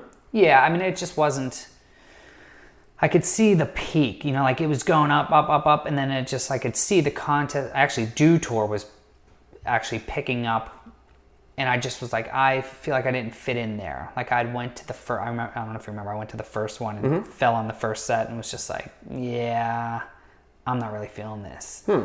And there wasn't again, I could have my times off, but like, I wasn't a video park guy, obviously. Right. And I was like, I'm not really into this contest stuff right now. Like, I just got married. I remember being at that first Dew Tour, and before I left, Michelle had broke her foot. She was a wedding photographer, just broke her foot, went and did a wedding shoot with a broken foot. I'm now at this contest. I fell. I don't even feel like riding, and I'm just like, oh, this is changing a lot of stuff. And I just didn't really feel like I was going to be someone who could live off of just traveling and doing the photo shoots, because I wasn't much of a traveler either. Like, there was that group of people that did, like, you know, they didn't mind going places and being on the road. So I was like, you know what, if I'm not doing the contest, I'm not really going to be worth anything to that many people, you know. And I wasn't willing to go much further of like selling myself out. So I was just like, I saw that there wasn't much. I was going to stick around with the Eastern thing. Oh, where was Felt in there? Well, that's what Oh, geez. Felt was your last bike sponsor. Yeah. Was that just kind of like... I think Eastern dropped... I only did Eastern for a year or something like that. I thought it was less than that. I thought maybe just a year. Yeah, I think it was just a year, and they were like, you know, we're not really... You know, we're not going to pay people or whatever it was. And I was just like, Eastern they started circling the drain pretty quick. So yeah, then Alan Foster got me on Felt. And you had a relationship with Alan Foster because of Airwalk. Because of Airwalk from back in the day. Okay. So yeah, it was just kind of like, I mean, I just kind of would call people and see, you know, is there a place, you know, is there a travel budget, is there, you know, and I'll do what I can. But yeah, I mean, I knew I don't think I was doing tops, any, you know, podiums or anything at that point. So I was just like, okay, so you saw... I saw, yeah, I wasn't like upset with it. I was just like, yeah, move on to the next thing. Yeah. What was the next thing? So I was still doing, Felt, I mean, I guess it'll be the Square One. The Square One as, because it was a bike shop for a number of years. Was it, or no, there was like a clothing and screen printing deal as well. Yeah, I mean, just at the tail end of the riding, you know, Chris Bennett had already, I think his riding was still pretty much not riding all that much. You know, he was still sponsored and stuff like that. I think he was on Demolition at that point. I can't remember what it was. Last stint was Verde, actually. That's right. Man, that's all. Feels like forever ago. Right. But so anyway, so Chris and I had, you know, we were friends. We used to ride, and then, you know, we talked in all the contests and stuff, and he lived in Erie, so I'd see him every once in a while, but weren't great friends. You know, he lived up there. But yeah, me and him had talked somewhere, I'm sure at a bar, and had this conversation of, you know, bringing Square One to Pittsburgh, and you know, I think he was still in Philly at that time, and I was like, well, I'm in Pittsburgh. Pittsburgh's awesome. You know, all these people are here riding. Like, bring it here. I'll help you bring it here, and we'll try to do whatever it is we can here. And so when he brought it here, it was, you know, t-shirts. You know, we were doing t-shirts and jeans and pretty much the full Square One. And then, you know, that whole industry changed and everything, you know. The BMX clothing model kind of fell off, just wasn't. They were all shopping at thrift stores, and that whole industry just changed again too. And so it was just, we went from being that Square One clothing. We like had this like last ditch effort. I was like, hey, we found a storefront on Carson Street, which is the main strip in Pittsburgh, like where all the bar scene is. Yeah, pretty hip area. Yeah. I found this like rundown shop, like it was boarded up and papered up or whatever, and I contacted the landlord and was like, I want to put like a church store in here. And he was like, what? And I'm like, I don't know what it's gonna be, but like, and we talked like as a group, because the Square One was like 5 different guys, and we were like, we could just sell hot dogs out of here, like we could do anything, like we just want a storefront, like we can make it be whatever. And so the landlord was like, all right, it'll be this much money. And I'm like, well, no, like we can't afford that, just give it to us as is, because it was an old salon. It had like all these like, you know, faucets all down the wall and all this. It was just dilapidated, but it had a big warehouse in the back of it that we could put all of our screen printing stuff in. And so I was like, just give it to us as is, we'll fix it all up and, you know, whatever. And so he agreed to it. We signed like a 3-year lease, and that's when, you know, we put Ink Division, and that's where Ink Division got started. In the middle of there, it was, you know, we did all of our screen printing for Square One, which we kind of ran out of the front of it. There was a warehouse in the back that we ended up building like these makeshift ramps, just wanting to be, you know, somewhere to ride, but they were never good. Right. But yeah, it evolved into all kind of different things. It was sort of evolved into a bike shop just because we had accounts with bike dealers. We all rode for somebody who would give us bikes. Yeah, you guys all had those relationships. Yeah, and we never knew how that actually was supposed to be ran. Like, I didn't do margins, you know, because I was kind of in charge of the pricings and things like that, but like, we just winged it. We didn't know what we were doing, but we would, like, someone would come in and buy a bike, we'd take that money and buy 2. And, you know, there was our sales guy was Tim, and he knew Ren, and he knew all these other people that worked at Blackout and would get us an account there, and he'd be like, you know, we need to buy all these, we need to get a set of wheels. And I'm like, you know how much a set of wheels is? He's like, just get one in, and we would sell that one, and we would get 2 more in, and someday it just turned into this bike shop. We were just like, holy cow, there's a bike shop here. But yeah. Like, no plan on how like winter would hit. And there would be like all this stuff that pretty much all the money we made all year would then just be sitting in there. It was just a weird time, but yeah. That's how that evolved into. It was a learning experience. Oh sure. Yeah, for sure. The one thing I always took away, I always thought it was crazy. I was stoked that there was a bike shop in Southside, because right. Southside is such a cool area. But people buying BMX bikes, they're usually out in the suburbs, not in like the city area. Was that something that? Dude, there was not a plan. I don't think I even wanted to sell anything bike park related at first. And I think Tim just started buying stuff. Okay. And it just kept growing and growing. And again, we just didn't, I don't know what was cool at that time. I'd be like, no, get these. And he'd be like, dude, no, people aren't buying that. This was like Sunday, Odyssey, things were neon. And yeah. I'm like, well, I'm not going to buy any of that stuff. And he'd be like, well, kids will buy it. And I'm like, whatever. And like, there was no planning. You could buy like, but that's tough for a bike shop. I mean, you could have 5 different color of the same grips, but you don't have purple. A kid comes in, I want purple grips. You're like, but we have 5 different colors of the same one. Like, no, I want purple, and they're out. Like, they don't buy it. That's just one thing I noticed. Yeah. That ended up being the demise of that place, was that it just grew to so big. And then what happened with a lot of bike shops and stuff around all these, it just was like, and I was like, I don't know what I'm doing. None of us know what we're doing. Like, we're just buying stuff. Just winging it, yeah. And just like, I mean, listen to Steve when he was talking to you on your podcast about Verde and how they grew and grew. I didn't realize that, and we were in it. We were one of those people. We were just buying, like, they could get them. So we were just buying them. And it was just like, all of a sudden one year, we have all these bikes. Mm-hmm. And now we're like, wait a minute. And we weren't doing anything on like credit or anything at that point. We were just, whatever money we had, we were just buying until you end up, we were like, wait a minute, now I have no money, but I have all this stuff. All this inventory, yeah. Now everyone has a bike and they don't need a new one. And it was just, it got to the point where we shut that down. And you shut that down. Where'd you go from there? So, man, this is getting pretty long. But like, so eventually we'll get to like real estate stuff. I hope so, or whatever. Well, to me, it seems like you went straight from the bike shop. That you guys shut the doors there. Is that when you went straight into nursing? Right. Okay. So, but while the bike shop was going on, I helped my cousin do a flip. Okay. And so this was the absolute worst time to do one. 2007, when like the markets crashed. But me and my cousin went right up the street. He was like, hey, I want to do this flip. And I'm like, I didn't know any house stuff at that time, but I was like, yeah, I'm into whatever. I think I want to learn. So me and him did a house flip up in the south side, and it went on the market for like a year and a half, I think. No, it took us a year to do because we were just doing it on our off times, but it sold. So I'm going from not having any money and, you know, the square ones dying down and all those industries that we had all in that one building were all just going down.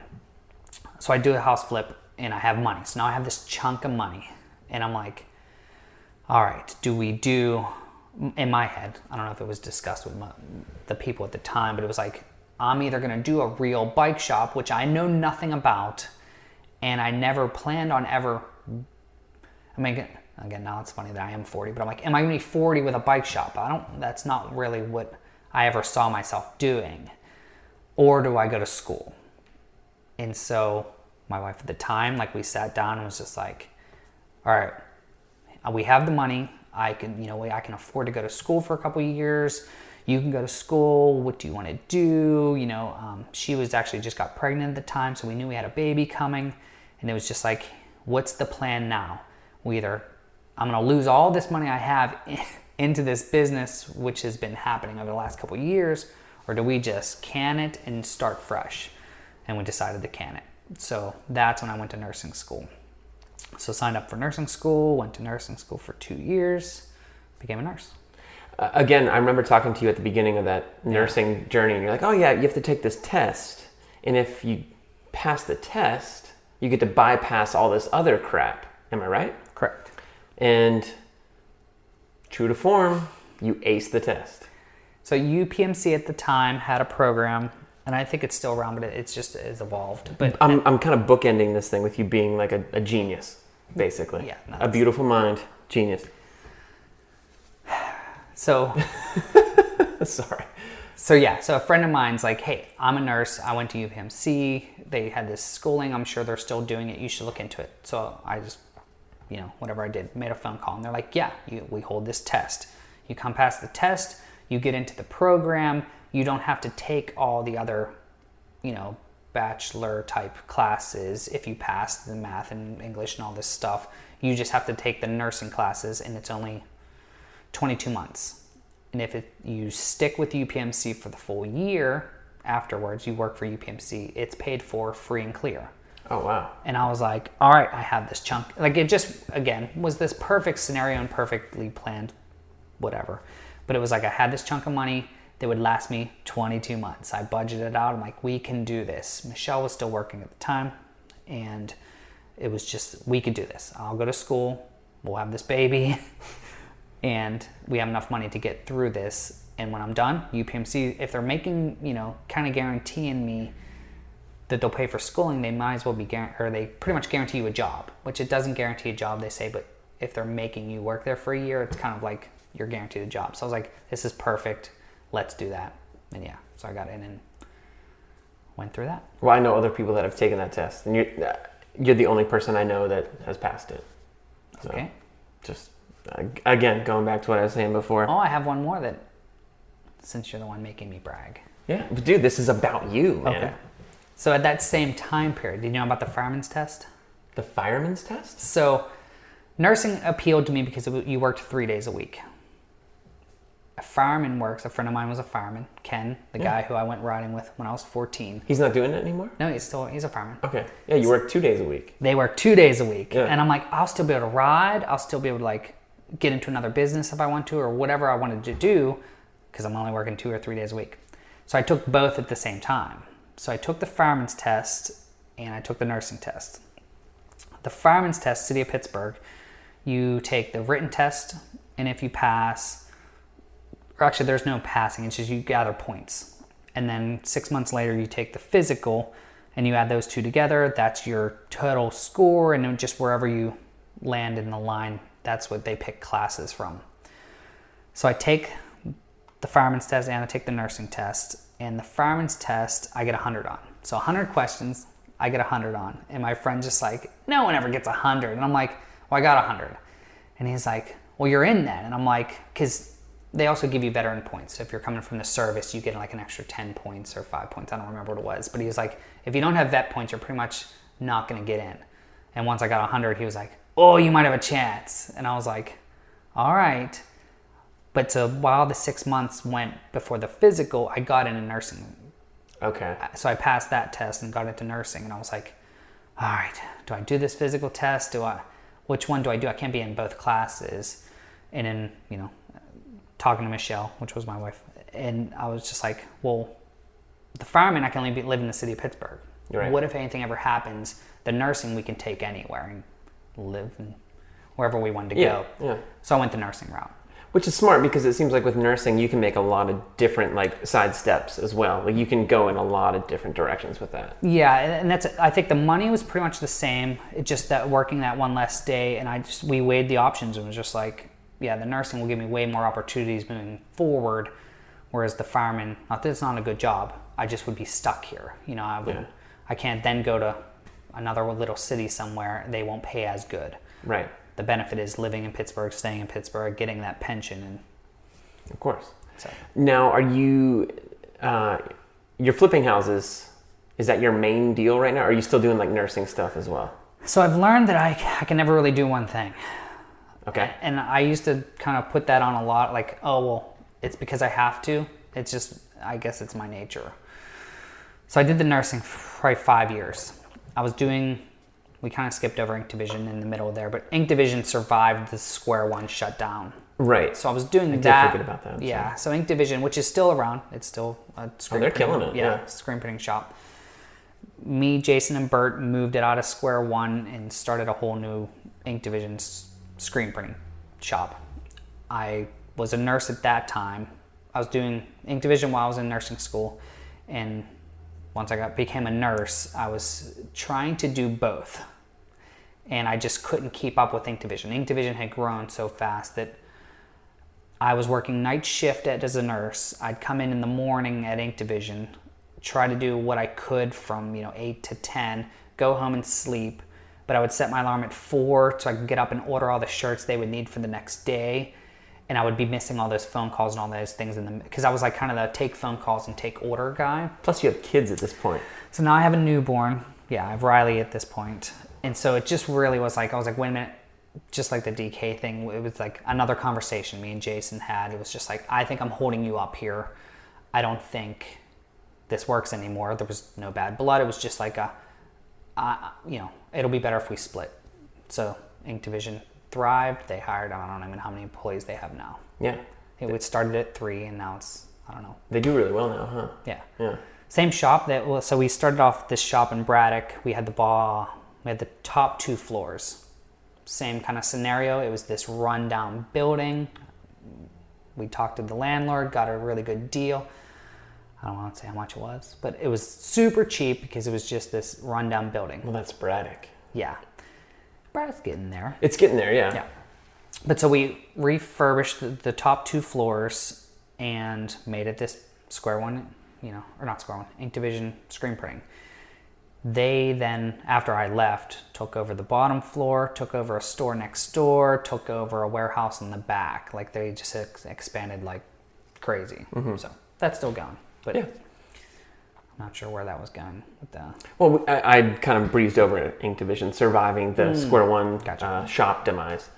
So right now where we're at in your story is where we're at right now. I mean, in a house that you've completely refurbished, did all the work yourself by Googling, and it's beautiful. And you're also doing some nursing stuff as well still? Is that right? That's what it was. Yeah, so it was just...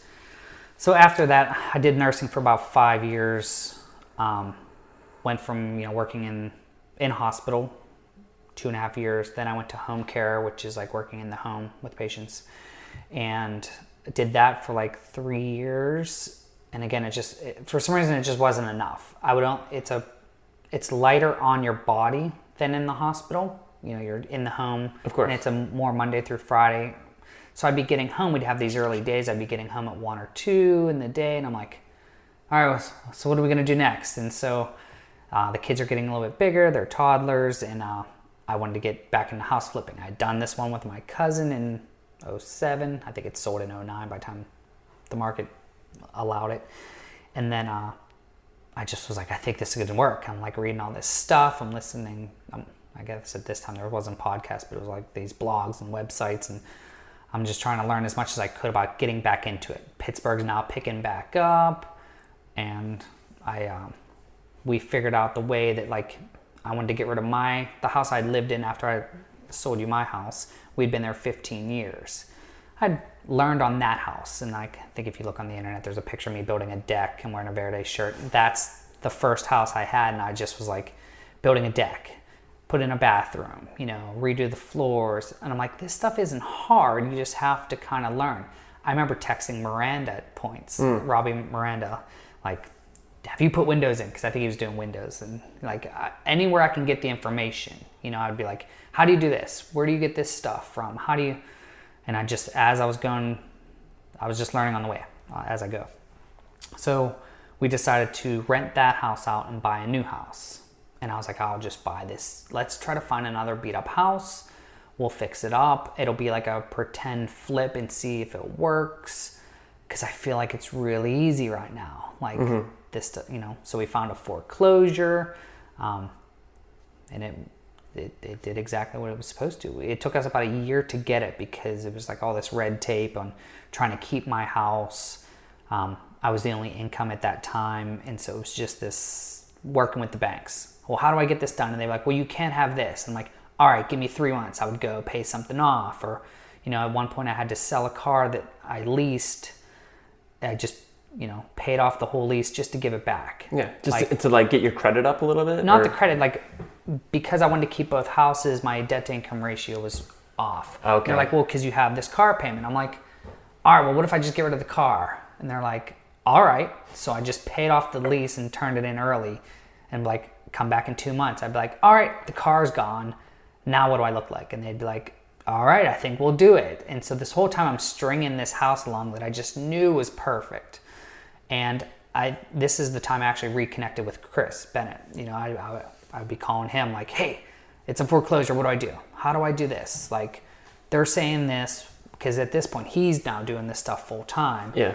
I'm not that eager of jumping into anything full time because I know it's still kind of a risky business. So I'm still nursing, and I'm like, I get this house done. It takes me and my brother like in a month and a half, you know, and we're like, wow, got the house all nice. Me and Michelle move in with the kids, and I'm like, that was pretty easy. Again, I guess to me it seems easy. Like, I'm like, that really worked. And, you know, it doubled in value. The next year, all the houses around us started selling, and I'm like, this is crazy. This totally worked. And it led into what I'm doing now. So now I kind of teeter, what you asked about. I still nurse, but I still, you know, when I find houses that are good deals, I pick them up. I work on them as much as I can. I learned really quickly when I went full-time real estate, because I tried that for a year, that I just don't have the body I thought I had in my 20s. And you made a comment today about it. I'm sorry about that. No, that's all right. I'm just kidding. But yeah, I just was like, when I bought the house we're standing in now, it was a full gut rehab.